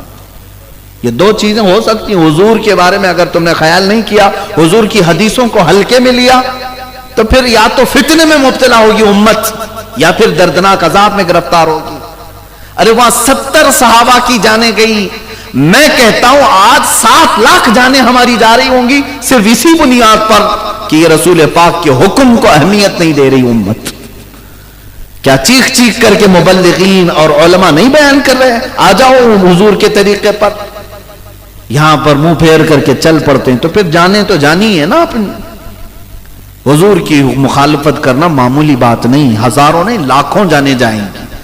اب میں آپ کو بات عرض کرتا ہوں، وہاں پر جن صحابہ نے جو کردار ادا کیا وہ بھی تو بیان کرنا ہے۔ چلیں ایک خطا تھی، اجتہادی خطا، جس کی وجہ سے 70 جانیں گئی، لیکن صحابہ میں جو حضور کے لیے تڑپ تھی، جو جانثاری تھی، پوری زندگی کہیں مطالعہ کر کے لاؤ، کسی کے پاس ایسی جانثاری نہیں مل سکتی، نہیں ملے گی۔ مدینے سے ایک خاتون دوڑتی ہوئی آ رہی ہے، بیچ راستے میں اس کو کسی نے کہا بی بی جان تمہارے شوہر شہید ہو گئے۔ وہ کہتی ہے انا للہ و انا الیہ راجعون۔ آگے بڑھی، کسی نے پھر بیچ راستے میں اس خاتون سے کہا تیرے بھائی کا انتقال ہو گیا احد کے میدان میں۔ وہ انا للہ پڑھی، آگے بڑھ گئی۔ کسی نے بیچ میں پھر کہا کہ تیرے باپ اور بیٹے بھی شہید ہو گئے۔ عورت کے 4 ہی تو رشتے ہیں اہم، باپ ہے، بیٹا ہے، بھائی ہے اور شوہر ہے۔ اور اس خاتون کے 4تھے آدمی نے جب یہ خبر دی کہ تیرے بھائی کا بھی انتقال ہوا، تیرے باپ کا بھی، وہ جھلا کر کے کہتی ہے اے آنے والوں سب میرے رشتہ داروں کی موت کی خبر دے رہے ہو، ذرا یہ تو بتاؤ محمد رسول اللہ سلامت ہے یا نہیں؟ میرے آقا صلی اللہ تعالی علیہ وسلم کی زندگی کی خبر کیوں نہیں دیتا؟ اللہ اکبر، اپنوں کی کوئی پرواہ نہیں تھی۔ اور جس آنے والے نے یہ کہا نہیں میرے آقا سلامت ہیں، تو وہ کھل کر کے کہتی ہے اگر میرا چاند سلامت ہے تو میری پوری کائنات سلامت ہے۔ اس عرب خاتون کو تو دیکھیں، اگر رسول اللہ سلامت ہیں تو میری پوری کائنات سلامت ہے۔ وہ صحابہ کا ہی تو عقیدہ تھا جس کو بریلی کے امام نے ترجمہ کر کے یہ ہمیں بتایا تھا۔ ان کا عقیدہ تھا بیٹا گیا ہے تو نام مصطفیٰ پہ گیا ہے، بھائی گیا ہے، باپ گیا ہے، لیکن پھر ہم ان کو یہ یقین تھا کون دیتا ہے دینے کو منہ چاہیے، دینے والا ہے سچا۔ ہاں ان کے پاس نبی پاک صلی اللہ تعالی علیہ وسلم کی ذات تھی، تو جتنا کچھ جائے میرے مصطفیٰ کریم کی بارگاہ تو وہ ہے جہاں اگر حضرت علی سو جائیں تو سورج کو پلٹایا جا سکتا ہے، تو سورج پلٹ کے آ سکتا ہے تو رشتے کیوں نہیں مل سکتے؟ صحابہ کا عقیدہ تھا، اس لیے سب ان کے نام پر فدا کرتے تھے۔ ایک اور خاتون کی بات میں کروں، ایک اور خاتون مدینے کی، میدان احد میں آئی دوڑتی ہوئی، جوان بیٹے کا انتقال ہو گیا تھا، جوان بیٹے شہید ہو گئے۔ یہ تحفظ ناموس رسالت اسی کو کہتے ہیں، سب کچھ لٹا دینا اور پھر کہنا کہ حق تو یہ ہے کہ حق ادا نہ ہوا۔ وہ خاتون آئی اور حضور کی بارگاہ میں آئی، کہا یا رسول اللہ صلی اللہ علیہ وسلم مجھے خبر ملی ہے کہ میرا بیٹا شہید ہو گیا، آقا کیا مجھے اجازت ہے میرے بیٹے کی لاش دیکھ لوں؟ یہ نہیں کہ ہٹو بھاگو چھوڑو میرا بیٹا کہاں ہے، نہیں، حضور کی بارگاہ میں آ کر پوچھتی ہے یا رسول اللہ اجازت ہے تو میں اپنے لال کو دیکھ لوں؟ میرے آقا نے فرمایا ہاں، وہ لاشوں میں تیرا بیٹا ہوگا دیکھ لے۔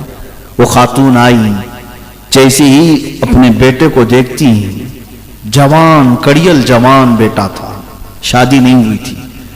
وہ خاتون ماں ہوتی ہے، جبہ ہٹا دیا، اس کی پیٹھ پر ہاتھ پھیرنے لگی، اس کے بعد پھر لاش کو پلٹا دیا، پھر سینے پر ہاتھ پھیرتی ہے، ہاتھ میں خون لگا تو فوراً سجدے میں گر گئی، دعا کرتے ہوئے اللہ کی بارگاہ میں شکر بجا لاتی ہے کہ مولا تو نے میری قبول کر لی۔ جو قریب کھڑے تھے انہوں نے پوچھا کہ بی بی یہ کیا کرتی ہو؟ بڑی بی یہ کیا ہے؟ سنو میرے عزیزو، تحفظ ناموس رسالت کہتے کسے؟ وہ خاتون مدینہ کہتی ہیں جب میرے آقا صلی اللہ تعالی علیہ وسلم کے لیے سارا مدینہ نکل کر جا رہا تھا حضور کے ساتھ، میں نے اپنے جوان لال سے کہا تھا کہ بیٹا جا، آج تیرا وقت آ چکا، میں نے آج کے لیے تجھے پالا تھا، حضور کی عزت کی بات ہے، جا۔ جب میرا بیٹا جانے لگا تو جانتے ہو میں نے اس کو ایک وصیت کی تھی، اللہ اللہ میں پڑھتا ہوں تو آنکھیں بھیگ جاتی ہیں۔ وہ خاتون مدینہ ہے، کہتی ہے میں نے اپنے بیٹے سے یہ وصیت کی تھی کہ بیٹا میدان میں جمے رہنا، اگر کبھی دشمن بھاری پڑ گئے، غالب آنے لگ گئے حضور کے اوپر یا حضور کے ساتھیوں پر، خبردار پیٹ پھیر کر بھاگنا نہیں، اور اگر تو بھاگتے ہوئے مارا گیا تو میں اپنا دودھ بھی معاف نہیں کروں گی۔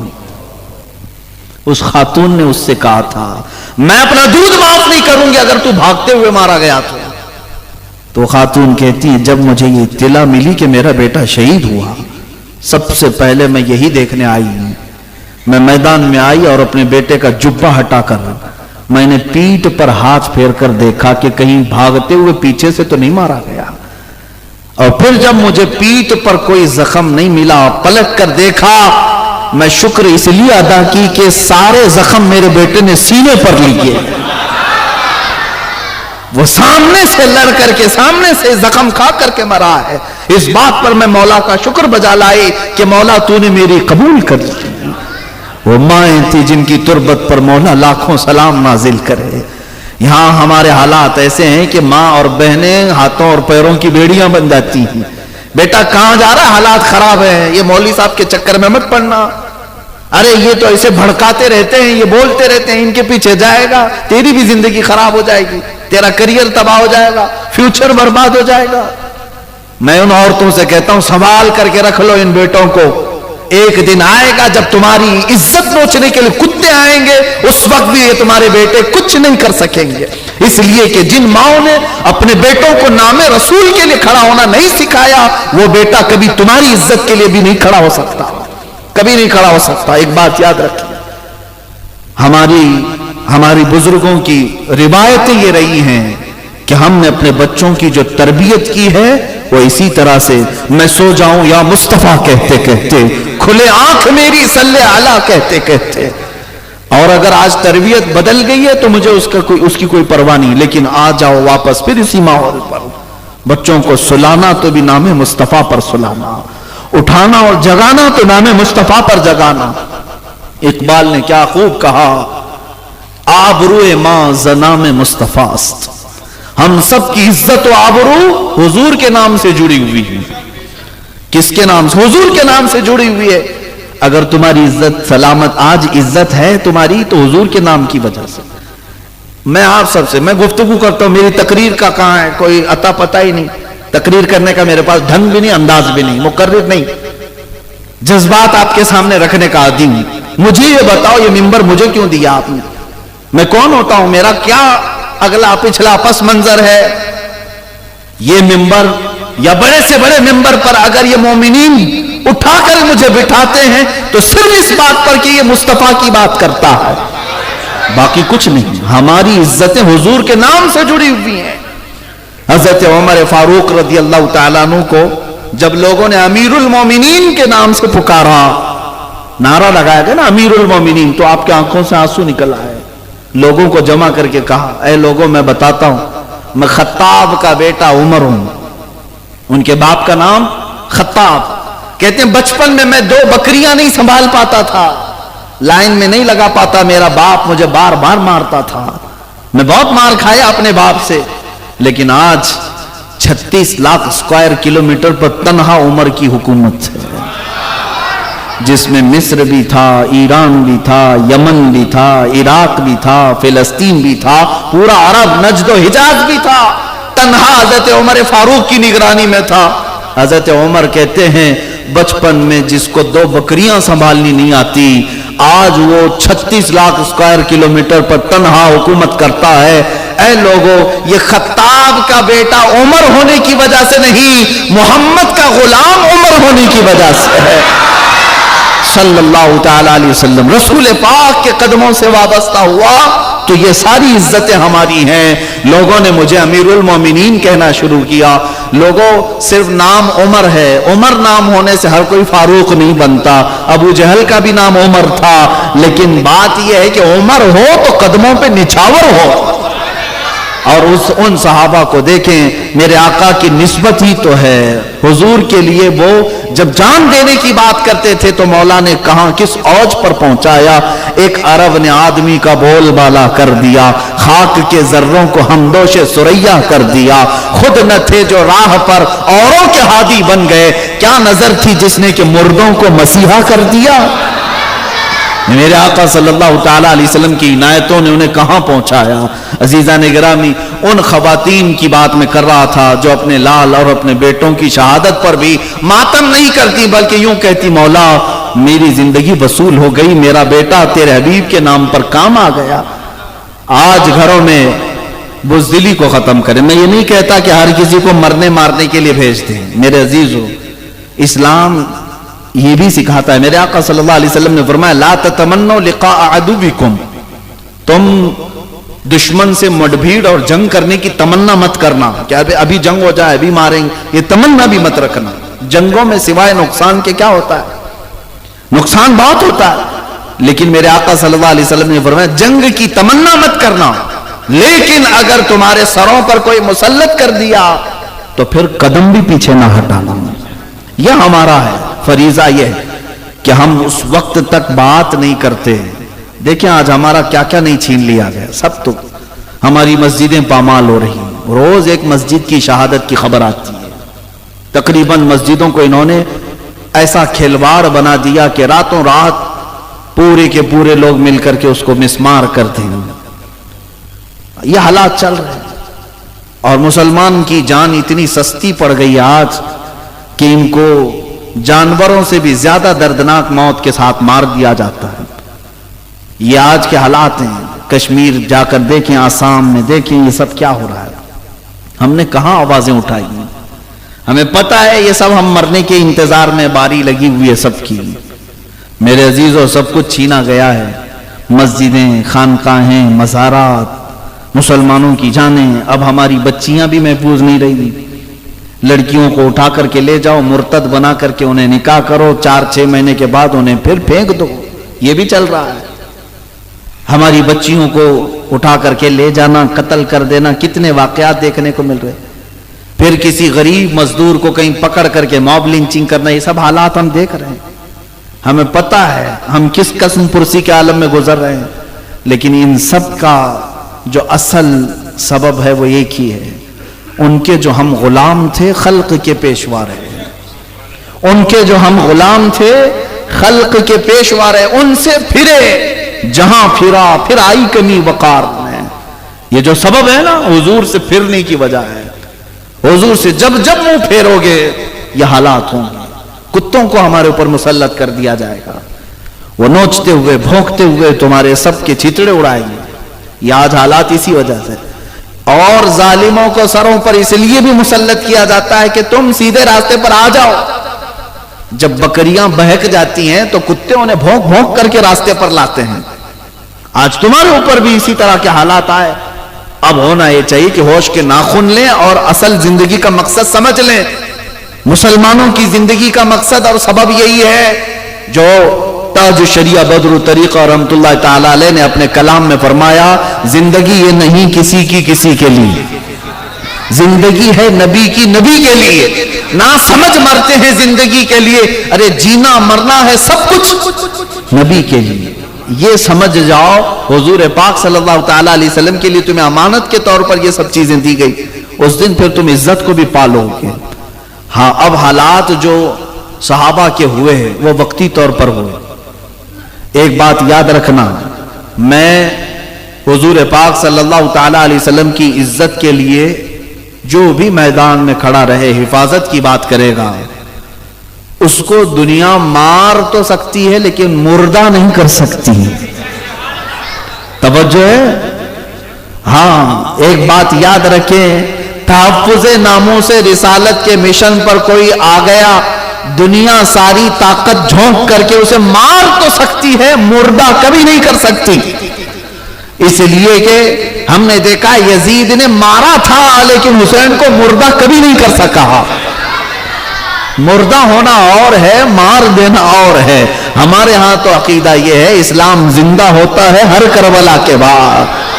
جس دن ہماری گردنیں کٹی جائیں گی مر تو جائیں گے لیکن ان کو مردہ نہیں کہا جائے گا، مردہ نہیں ہے۔ اللہ ان کی حیات کی بشارت قرآن میں دے رہا ہے۔ عزیزان گرامی وقار، صحابہ کے کردار میں 2 مثالیں اور رکھ دیتا ہوں۔ حضرت خواتین کی بھی کردار ہے۔ سیدہ بی بی سمیہ رضی اللہ تعالیٰ عنہ، یہ گھر گھر جاتی تھی پیغام مصطفیٰ لے کر کے۔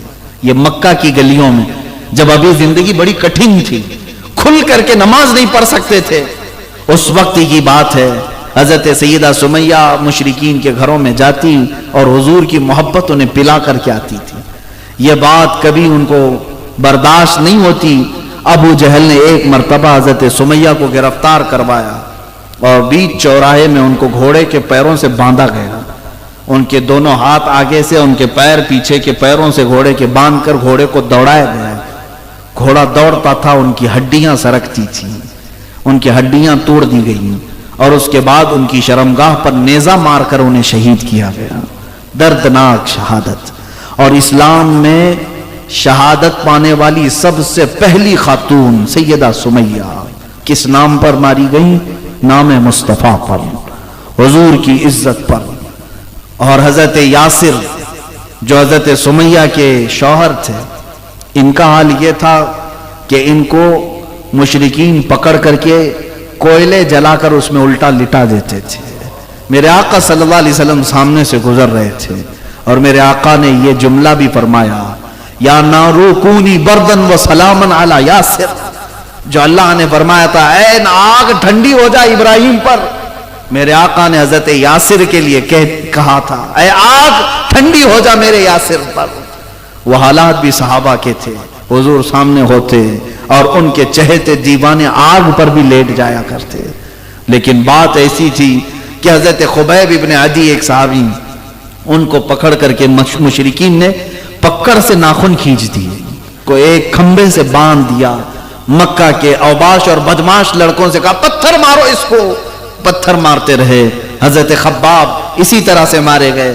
ان میں سے ایک صحابی سے مشرکین نے یہ کہا تھا کیا یہ اچھا ہوتا تمہاری جگہ محمد ہوتے اور تم آرام سے لیٹے ہوتے. اس صحابی کو جلا لایا. اس وقت انہوں نے کہا, کچھ عربی کے اشعار بھی ہیں جو شعر کہے تھے انہوں نے اپنی موت سے پہلے. وہ کہتے ہیں کہ خبردار, تم کہتے ہو اس جگہ محمد ہوتے, میں ابھی اپنے جسم کی 1000 ٹکڑے برداشت کر سکتا ہوں, لیکن مصطفیٰ کے تلووں میں کانٹا چبھے یہ بھی مجھے گوارا نہیں. وہ صحابہ تھے. یہ تحفظ ناموس رسالت ہے.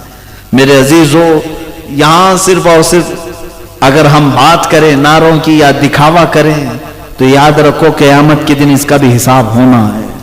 اور اگر دل کی گہرائیوں کے ساتھ اور اخلاص کے ساتھ بات کرو گے انشاءاللہ دنیا میں بھی اس کی جزا ہے اور آخرت میں بھی جزا ہے.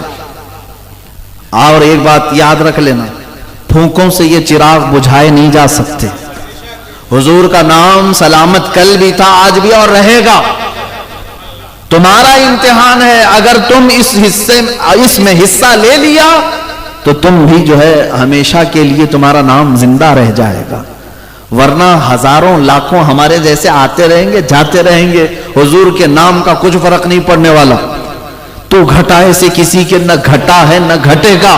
یا رسول اللہ, جب بڑھائے تجھے اللہ تعالیٰ تیرا, مٹ گئے مٹتے ہیں مٹ جائیں گے آدھا تیرے, نہ مٹا ہے نہ مٹے گا کبھی چرچا تیرا. ہاں, حضور پاک صلی اللہ تعالیٰ علیہ وسلم کے چرچے کو اللہ نے قرآن میں فرمایا وَرَفَعْنَا لَكَ ذِكْرَكَ, ہم نے تمہارا ذکر بہت بلند کر دیا. ہونا کچھ نہیں ہے, پوری دنیا کو مل کر کے بھی کچھ نہیں کر سکے گی, لیکن امتحان ہوگا مومنین کا, مسلمانوں کا امتحان ہوگا. تم کیا کر رہے تھے سوال تو ہوگا. حضور کی عزت پر جب بات آئی تم کیا کر رہے تھے یہ سوال آئے گا. اور اگر تم نے کچھ کیا تھا تو تمہیں اجر سے نوازا جائے گا, اور نہیں کیے تھے تو تمہیں بھی اس طرح بزدلوں میں اٹھایا جائے گا. میرے عزیزو, حضرت امام مالک نے تو یہ بات کہی کہ امت اگر حضور کی گالیاں سن کر خاموش رہتی ہے تو اسے زمین میں دھس جانا چاہیے, زمین میں دھس جانا چاہیے. اب سنیں, حضور پاک صلی اللہ تعالی علیہ وسلم کے نام پر جن لوگوں نے اپنی جانیں دیں, اور کردار ان صحابہ کا ایسا ہے کہ ایک بڑی لمبی طویل گفتگو ہے. آپ کو پتا ہے مدینہ طیبہ میں ایک شادی ہوئی, آج دوپہر میں شادی ہوئی, دولہا اپنی دلہن کو لے کر رات میں اپنے گھر آیا ہے.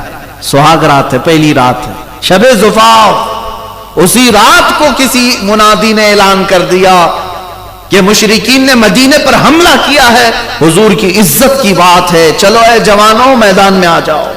یہی احد کے لیے پکارا جا رہا تھا. رات کے وقت صحابہ سب گھروں سے باہر نکل رہے تھے اور فجر کی نماز سے پہلے میدان احد میں سب کو جمع ہونا تھا. اور یہ جوان جس کی آج شادی ہوئی بستر چھوڑ کر کے اٹھ بیٹھا, اپنی شریک حیات سے کہا الوداع, مجھے اجازت دو, میں جاتا ہوں, میں جاتا ہوں. حضور پاک کی عزت کی بات آئی, اب مجھے جانا ہوگا. سہاگ رات, شب زفاف, آج کی شادی کی رات. خاتون سے کہا اگر تم چاہو تو مجھ سے طلاق لے لو, عدت کے بعد کسی اور سے نکاح کر لینا, یا چاہو تو انتظار کرو. خاتون نے کیا کہا, نہ میرے شریک حیات آپ جائیں, میں خوشی خوشی بھیجتی ہوں. آپ کسی اور کام کے لیے نہیں جا رہے, نام مصطفیٰ پر جا رہے ہیں, عزت رسول کے لیے جا رہے ہیں, آپ جائیں. پہلی رات کی دلہن یہ کہتی ہے, اور طلاق کی بات کر رہے ہیں آپ. خبردار, آپ طلاق کی بات نہ کرنا. دنیا کی زندگی میں تو آپ نے مجھے شریک بنا ہی لیا, آخرت میں کیوں الگ کرتے. اے میرے سرتاج, اے میرے شریک حیات, جائیں. اگر آپ صحیح سلامت واپس آ گئے تو میں غازی کی بیوی کہلاؤں گی, اور اگر نہیں آ سکے تو کوئی میرے لیے فکر کی بات نہیں, فخر سے شہید کی بیوہ تو کہلاؤں گی, میرے پاس وہ بھی فخر ہوگا.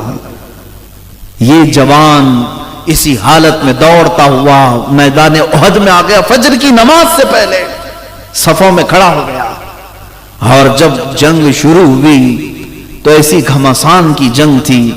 دوپہر سے پہلے جو حالات وہاں پیدا ہوئے میدان میں, کئیوں کی شہادت ہوئی, اس میں اس جوان صحابی حضرت حنزلہ کی بھی شہادت ہو گئی, شہید ہو گئے.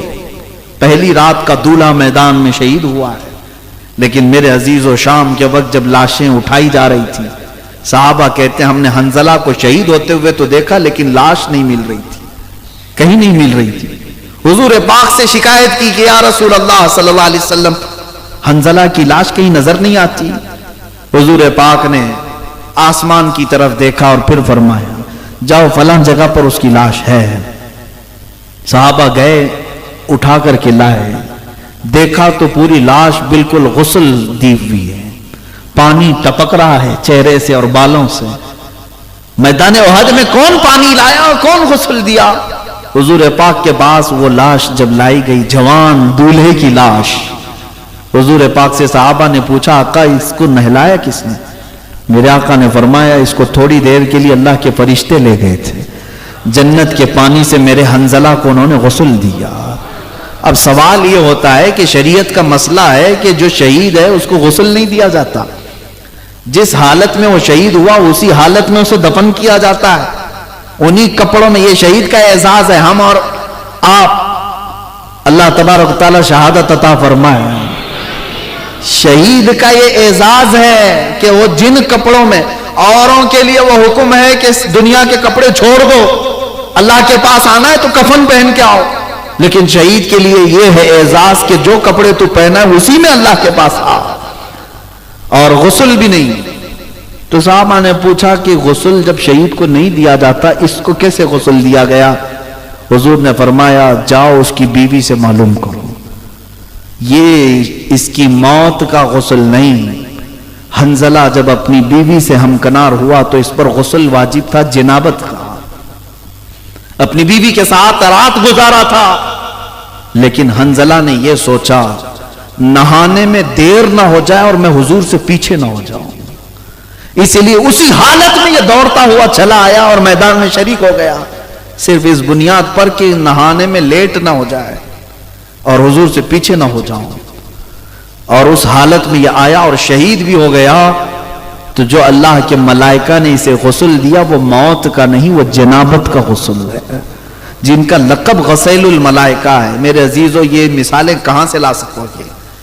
ہم اپنے اچھی خاصی راتیں اور اچھے خاصے وقت نہیں دے سکتے. شادی کی رات تو بہت دور کی بات ہے. کون ہے جو آج میرے مصطفیٰ کے نام پر راتیں قربان کرتا ہو؟ وہ نبی رحمت ہیں جو ہر رات ہم سب کے لیے دعائے مغفرت کیا کرتے. آج ہم میلاد کی شب میں یا پھر میلاد کے مہینے میں رات میں بیٹھ کر حضور کو یاد کر لیں تو آپ کیا سمجھتے ہیں ہم نے ان کا حق ادا کر دیا؟ قسم خدا کی حضور پاک کی آنکھوں سے نکلے ہوئے ایک آنسو کے قطرے کا بھی حق نہیں ادا ہو سکے گا. لیکن پھر بھی لوگ یہ آئیں کائیں کرتے رہتے. ہمارے پاس ٹائم نہیں ہے مولانا، وقت نہیں ہے.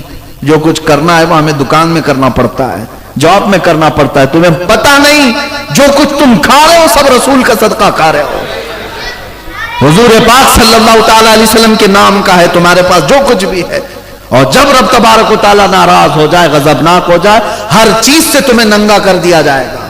کہیں کے نہیں رہ سکتے. حضور کے نام کا کھاتے ہیں، حضور کے نام کا پیتے ہیں، حضور کے نام کا پہنتے ہیں، اور پھر حضور کی بات آئے تو ہم کہتے ہیں ٹائم نہیں ہے، اپنے پاس وقت نہیں ہے. بدلو اپنی زندگی کو.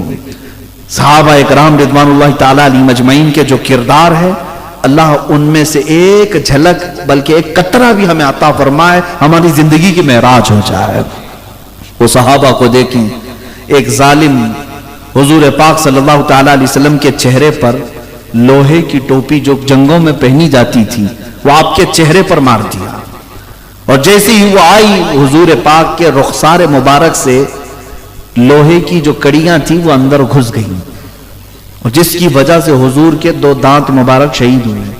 وہ لوہے کی ٹوپی تو نکال لی گئی لیکن جو کڑی تھی، جو تانت تھا، وہ حضور کے رخسار پاک پر اندر چبھا ہوا تھا. کوئی صحابی جو بھی تھے گھبرائے اتنے تھے کہ سارے لوگوں کے جسم میں کپ کپ بھی تاری تھی. حضور کو کوئی تکلیف ہو جائے یہ صحابہ کو برداشت نہیں تھا. یہ کڑی کیسے نکالی جائے؟ حضرت ابو بکر صدیق بار بار آگے بڑھتے. پھر وہ صحابی آئے حضرت ابو عبیدہ بن جراح رضی اللہ تعالی عنہ. سب کو ہٹاتے ہوئے انہوں نے کہا یہ کام مجھے دیتے ہیں، میں رسول پاک صلی اللہ علیہ وسلم کے چہرے پاک کے اندر گئی ہوئی اس کڑی کو نکالتا ہوں. انہوں نے ہاتھ سے پکڑ کر کے نہیں گئے اور اپنے دانتوں سے پکڑ کر کے کھینچا. تو حضور پاک صلی اللہ علیہ وسلم کا ایک اور دانت مبارک شہید ہوا، ساتھ ہی حضرت ابو عبیدہ کے بھی دانت شہید ہوئے، ان کے بھی دانت ٹوٹ گئے. اتنی مضبوطی سے وہ کڑی گئی تھی. میرے عزیزو، حضرت ابو عبیدہ کے متعلق روایات میں لکھا جاتا ہے کہ پھر ان کے بعد انہوں نے کہا اگر میرے دانت نہ ٹوٹتے تو مجھے زندگی پر افسوس ہوتا. دانت نہ ٹوٹتے تو زندگی پر افسوس ہوتا کہ حضور کے دانت مبارک چلے گئے اور میرے دانت سلامت کیسے رہے. یہ وہ صحابہ کا کردار تھا. جب مشرکین مکہ نے حضور کا سوشل بائیکاٹ کیا تھا، 3 سال تک حضور سے سارا انہوں نے بائیکاٹ کر رکھا تھا، پورے خاندان سے ان سے لین دین، خرید و فروخت، سلام کلام، ساری چیزیں بند کر رکھی تھی. اور 3 سال ایسے گزرے میرے آقا صلی اللہ علیہ وسلم کے شعب ابی طالب میں کہ جس وقت ان کے ہاں کھانے کی کمی ایسی تھی کہ پتے کھائے گئے اور چمڑے کو پانی میں ابال کر کے کھائے گئے مکہ میں. اور حضرت سعد رضی اللہ تعالیٰ عنہ مدینے میں رہنے والے صحابی، حضور پر وہ پہلے ہی اسلام لا چکے تھے. جب ان کو یہ خبر ہوئی نا کہ مکہ والوں نے حضور کا سوشل بائیکاٹ کر رکھا ہے، حضرت سعد مدینے میں بیٹھ کر کے چمڑے پکاتے تھے اور کھاتے تھے اور یہ کہتے یہ کیسے گوارا ہوگا کہ میرے آقا صلی اللہ علیہ وسلم پر فاقہ چل رہا ہو اور میں گھر میں گرم گرم روٹیاں توڑ رہا ہوں. وہ صحابہ تھے، سب کچھ انہوں نے فدا کیا اور پھر اخیر میں کیا کہا جانتے ہیں؟ جان دی ہوئی اسی کی تھی، حق تو یہ ہے کہ حق ادا نہ ہوا. حضرت ابو قتادہ کے بارے میں کہتے کہتے رک گیا تھا. حضور پر جب تیر برسائے جا رہے تھے تو یہ ڈھال بن کر کھڑے تھے. ان کے جسم پر وہ ڈھال بننے کی وجہ سے کتنے تیر آئے معلوم؟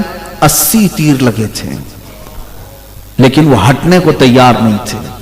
حضور پاک کے سامنے سے ہٹنے کو تیار نہیں تھے کہ کوئی تیر حضور کی طرف نہ آ جائے. جسم پر 80 تیر گئے، یہاں تک کہ ایک تیر آیا حضرت ابو قتادہ کی سیدھے آنکھ میں چلا گیا اور ان کی آنکھ کا ڈھیلا باہر آ گیا، آنکھ کی پتلی باہر آ گئی، لٹک گئی.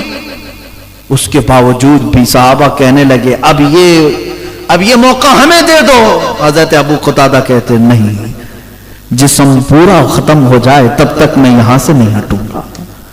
تحفظ ناموس رسالت کسی عام مسئلے کو کہتے ہیں، کسی ایسی ہلکی چیز کو کہتے ہیں. صحابہ سے سیکھو، سب کچھ نچھاور کیا. حضور پاک صلی اللہ علیہ وسلم نے خود ان کو بلایا حضرت ابو قتادہ کو کہ ہٹ جاؤ، اور حضور نے اپنے ہاتھ مبارک سے ان کی آنکھ کو اندر کیا اور اپنا لعاب پاک لگایا. آنکھ صحیح ہو گئی، آنکھ صحیح ہو گئی. اسی لیے تو وہ صحابہ سب کچھ نچھاور کرتے تھے. کون دیتا ہے دینے کو منہ چاہیے، دینے والا ہے سچا ہمارا نبی. اور ان کا عقیدہ یہی تھا جو اس عقیدے کو لے کر کے بریلی کے تاجدار نے یہ لکھا تھا، شافی و نافی ہو تم، وافی و کافی ہو تم، درد کو کر دو دوا تم پہ کروڑوں درود. عزیزان گرامی وقار، صحابہ اکرام رضوان اللہ تعالی علیہ مجمعین کی قربانیاں بیان کروں رات نا کافی ہے. تحفظ ناموس رسالت پر ان کی قربانیاں بے شمار ہیں. اللہ جب قرآن میں ان کے متعلق یہ فرماتا ہے رضی اللہ عنہم، اللہ ان سب سے راضی ہوا. اللہ ان سب سے راضی ہوا کس بات پر؟ کہ یہ نبی کے لیے ہر چیز قربان کرتے ہیں، ہر چیز. حضور پاک صلی اللہ تعالی علیہ وسلم کی کسی ایک چیز کو بھی یہ ہلکے میں نہیں لیتے. اس خالد بن ولید کو سنتے ہیں آپ، جنہوں نے اپنی زندگی میں 125 جنگیں لڑی. کتنی؟ 125 جنگیں لڑی ہیں. جنگ کی بات کر رہا ہوں، کوئی جنگ مہینے چلی ہے، کوئی 15 دن 20 دن، جنگ کی حالت میں پوری زندگی گزر گئی. اچھا ان کی خصوصیت تو دیکھیں، 125 جنگوں میں ایک جنگ میں بھی شکست نہیں ہوئی. اسی لیے تو میرے آقا نے ان کو سیف اللہ کہا تھا، یہ اللہ کی تلوار ہے. اور حضرت خالد بن ولید کہتے ہیں میرے پورے جسم پر ایک بالشت بھی جگہ باقی نہیں جہاں تیر یا نیزہ نہ لگاؤ. ایک بالشت جگہ بھی باقی نہیں، ہر جگہ لگا، لیکن شہادت نہیں ہوئی. کسی جنگ میں آپ کو کوئی شہید نہیں کر سکا. وہ طبعی موت ان کا انتقال ہوا اپنے بستر پر، حضرت خالد بن ولید۔ اس کی وجہ مفسرین یہ بتاتے ہیں اگر کوئی ان کو میدان جنگ میں مار دیتا، شہید کرتا، تو پھر دنیا یہ کہتی کہ اللہ کی تلوار ٹوٹ گئی۔ سیف اللہ ہے نا اللہ کی تلوار، ان کے بارے میں بات کر رہا ہوں جس نے 125 جنگیں لڑی۔ وہ کیسا بطل جلیل اور بہادر عظیم، اور دشمنوں کے ناکوں تلے چنے چبوا دے، بہت مشہور جرنیل۔ ایک جنگ میں حالت ایسی آ گئی کہ کفار سر پہ سوار تھے، کسی نے تلوار ماری تو آپ کا امامہ کھل کر نیچے گر گیا، امامہ گر گیا، اور ادھر خالد بن ولید کے سر پر ایک کافر کھڑا ہے تلوار لے کر، اور جنگ کے جوہر جاننے والا تو مقابلہ کرتا، کپڑے چھوڑ دیتا۔ ارے میاں کبھی ہاتھ کٹ رہا ہے، کبھی جبہ پھٹ رہا ہے، یہ تھوڑی نہ دیکھا جاتا ہے جنگ کے میدان۔ خالد بن ولید نے مشرکین کو اٹھائے ہوئے تلواروں کی طرف نہیں دیکھا، وہ امامہ اٹھانے کے لیے بھاگے، دوڑے اور جا کر کے اٹھایا۔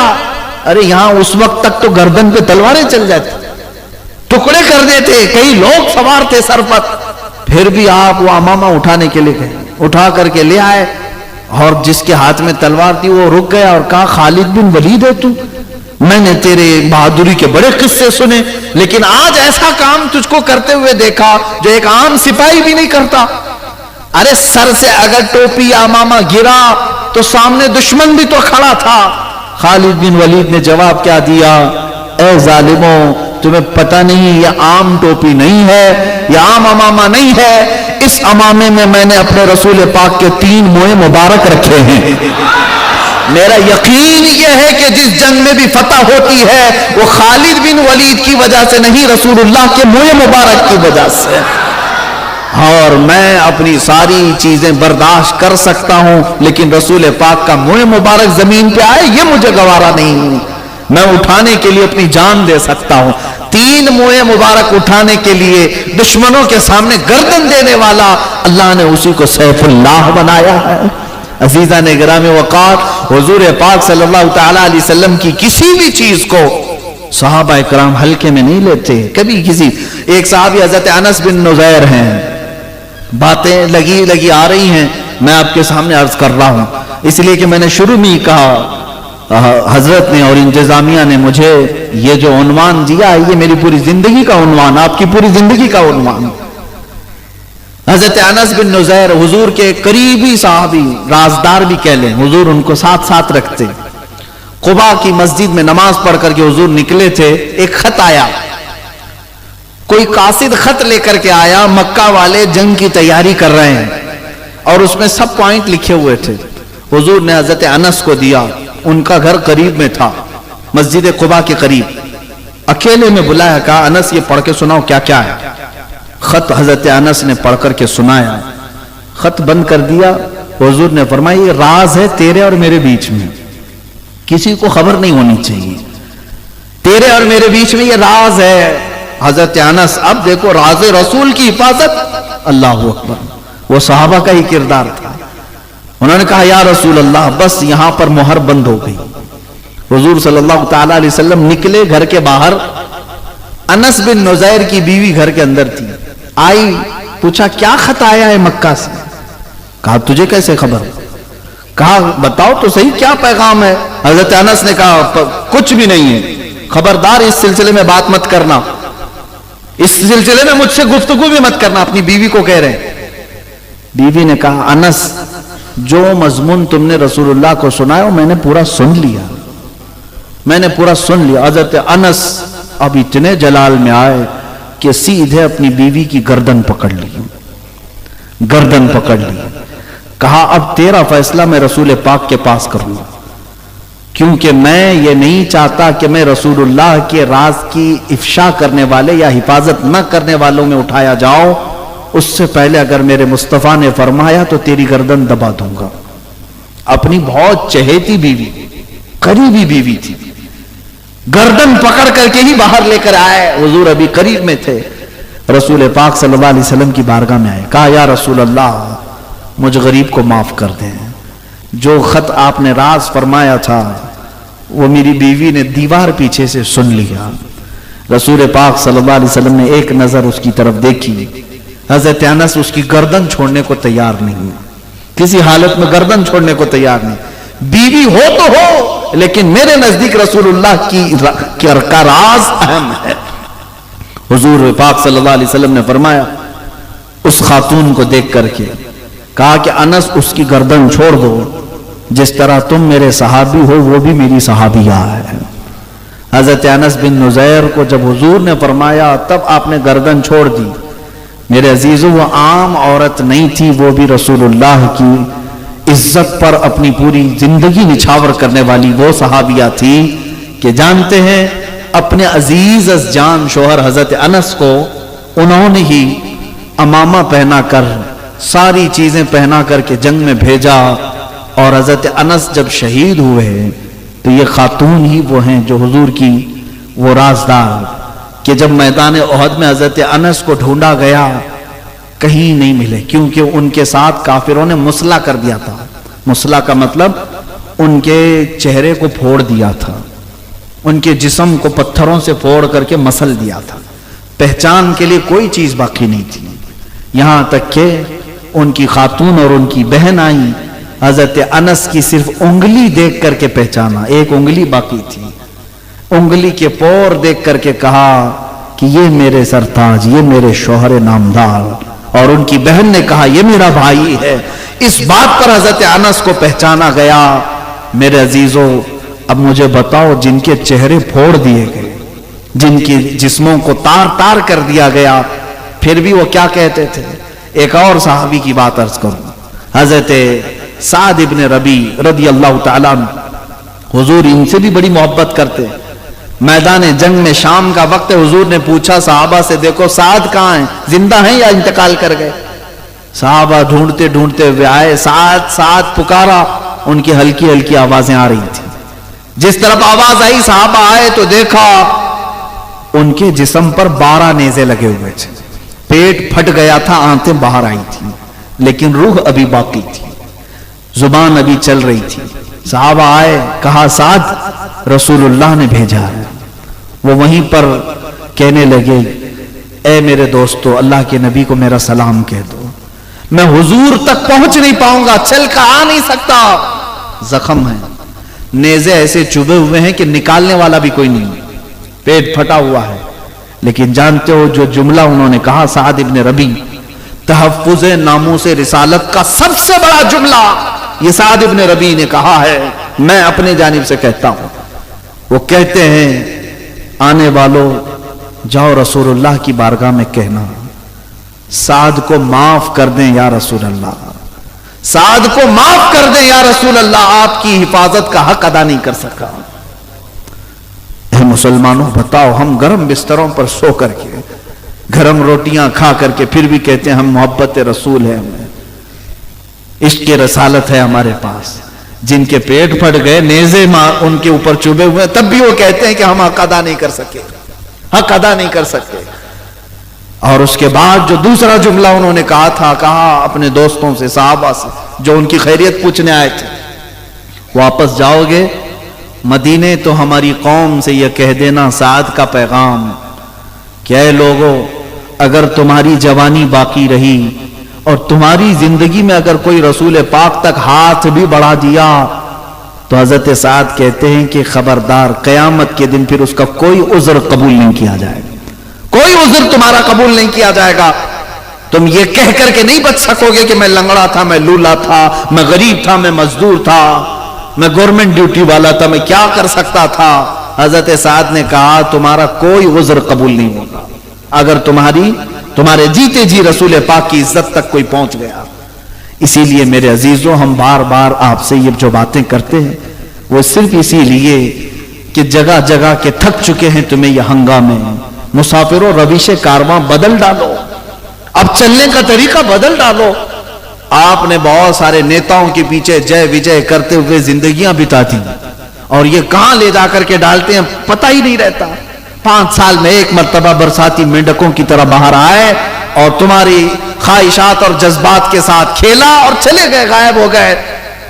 ان سے کبھی آپ نے سوال کیا کہ ہم آپ کو منصبوں تک پہنچاتے ہیں، عہدوں تک پہنچاتے ہیں، اے لیڈروں ہماری کھانے پینے راشن گھر کپڑے لتے کی بات مت کرو، کم سے کم جس عہدے پر تمہیں اللہ نے بٹھایا وہاں جا کر میرے مصطفیٰ کی عزت کی تو بات کرو۔ کوئی کہنے والا تک نہیں ہے۔ یہ آج حالات ہمارے ایسے ہیں، اسی لیے مجھے وہ بات یاد آتی ہے جو سید میاں مارہ روی رحمت اللہ تعالی علیہ، حضور سید العلماء نے کہا تھا مسلمانوں جاگ جاؤ، کسی کی جے بھی جے کیوں پکارے، کیا غرض ہم کو، ہمیں کافی ہے سید اپنا نعرہ یا رسول اللہ۔ اور اگر آج تمہارے دکھ درد اور تمہارے بے کسی کا کوئی سہارا بن سکتا ہے تو صرف اور صرف رسول اللہ کی ذات ہے، میرے آقا صلی اللہ تعالیٰ علیہ وسلم کی ذات ہے۔ وہی تمہاری قسم پرسی کے وقت پہنچ سکتے ہیں، وہی تمہارے دلوں کے درماندار ہیں، باقی کوئی نہیں۔ یہ سب جھوٹے دعوے دار ہیں، سب لوگ تمہیں اسی طرح سے ہرے باغ دکھاتے اور اس کے بعد چل دیتے ہیں۔ تمہارا کوئی دکھ اور درد سمجھتا ہے اور مدد کو پہنچتا ہے تو صرف وہ محمد رسول اللہ کی ذات ہے۔ وہ دیکھو فالج ہو گیا، لقوہ ہو گیا، اور بوسیری امام بوسیری نے بستر میں پکارا تھا هو الحبیب الذی ترجا شفاعتہ لکل حول من الاحوال مقتحم، تو وہ مدینے سے چل کر میرے آقا خواب میں تشریف لائے۔ فالج کی بیماری والے کے لیے کوئی حکیم جلدی چل کر نہیں آتا، وہ رسول اللہ کی ذات ہے۔ بوسیری کے خواب میں آئے تو آئے، اپنے ہاتھوں سے جسم پر پھیر کر کے شفا بھی دیا اور ان کے قصیدے پر انعام میں اپنی چادر بھی عطا کیا۔ ہم نے تاریخ میں یہ بھی پڑھا جب امام احمد بن حنبل کی تہبند کھل رہی تھی اور جلاد ان کو کوڑے مار رہا تھا، ان کے دونوں ہاتھ زنجیروں سے بندھے تھے، امام احمد بن حنبل رونے لگ گئے میری تہبند کھل رہی ہے۔ جلاد نے دیکھا اچانک غیب سے دو ہاتھ آئے اور ان کی تہبند کو مضبوطی سے باندھ دیا۔ اس کے بعد احمد بن حنبل ہنسنے لگے اور جلاد سے کہنے لگے اب مار تو کوڑے اور مار اور کوڑے مار۔ وہ یعنی حیرت میں آ کر کے کوڑا رکھ دیا اور پوچھا یہ کیا ہوا، تیری لنگی تیری تہبند کھل رہی تھی، یہ کون آیا جو تیری تہبند کو سنبھال لیا؟ امام احمد بن حنبل نے اپنی وارفتگی میں کہا تھا جس کے لیے کوڑے کھا رہا تھا وہ ہاتھ آ گئے ہیں۔ اور یہی تو مسلمانوں ہمارا عقیدہ بھی یہی ہونا چاہیے کہ مرو بھی تو حضور کے نام پر، کہ ہم قبر میں جاتے ہیں تو بھی ہمارے بزرگوں نے ہمیں یہ عقیدہ دیا ہے، فرشتے اگر آتے بھی ہیں تب بھی ہم یہ کہتے ہیں اب تو پائے ناز سے اے فرشتوں کیوں اٹھو، اب تو پائے ناز سے اے فرشتوں کیوں اٹھو، مر کے پہنچاؤں یہاں اس دل ربا کے واسطے۔ یا رسول اللہ صلی اللہ تعالیٰ علیہ وسلم، حضور پاک صلی اللہ تعالیٰ علیہ وسلم کے لیے ہی امام اہل سنت نے فرمایا تم آج یہ سمجھ لو، آج یہ سمجھ لو کہ تمہارے دکھ تمہارے درد اور تمہارے غم میں کوئی پرسان حال ہے تو مدینے کا تاجدار ہے۔ اس رسول پاک کی ذات کو ہم نے پڑھا ہے، ہرن اپنے بچوں کی جدائی پر روئے تو میرے آقا بے قرار ہو جائیں، اور اس کی ضمانت کے لیے ہرن کے شکاری کو کہیں کہ اسے چھوڑ دے اپنے بچوں کو دودھ پلا کر آئے گی۔ یہ واقعہ بھی آپ نے سنا ہوگا، حضور منبر پر خطبہ دے رہے تھے، وہ لکڑی جس کو حضور پکڑ کر کے خطبہ دیتے تھے اسے چھوڑ دیا، لکڑی نے رونا شروع کیا، حضور خطبہ چھوڑ کر کے آ گئے، اس لکڑی کو اٹھایا سینے سے لگایا۔ وہ رسول محتشم صلی اللہ علیہ وسلم ہرن کے رونے کو برداشت نہیں کر پاتے، لکڑی کا رونا نہیں دیکھ سکتے۔ تم تو امتی ہو، میرے مصطفیٰ کے غلام ہو، ایک بار اگر ان کے دربار سے وابستہ ہو گئے تو پھر دیکھنا جس رات کو بھی تم پکارو گے میرے آقا کو، وہ آقا ضرور تمہارے اپنے دیدار سے مشرف کریں گے۔ سنا ہے آپ ہر عاشق کے گھر تشریف لاتے ہیں، یا رسول اللہ میرے گھر میں بھی ہو جائے چراغاں، میرے دل میں بھی ہو جائے چراغان، یا رسول اللہ۔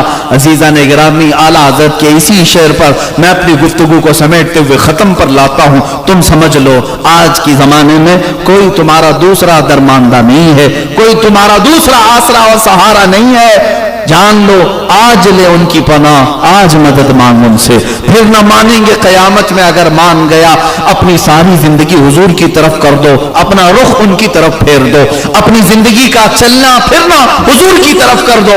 اسی کو ناموس رسالت کی حفاظت کہتے ہیں۔ یہ نہیں کہ صرف زبان سے تم کہو ہم حضور کی عزت پر مرتے، نہیں میرے عزیزو، حضور کی سنتوں کے لیے اپنی ساری قربانیاں دے دو۔ اگر دنیا تمہیں تانا مارتی ہے تو مارنے دو، تمہاری داڑھیوں کو یہ نوچ नोचती है तो नोचने दो, तुमने इनके लिए दाढ़ी नहीं रखी, मेरे मुस्तफा के लिए रखी है।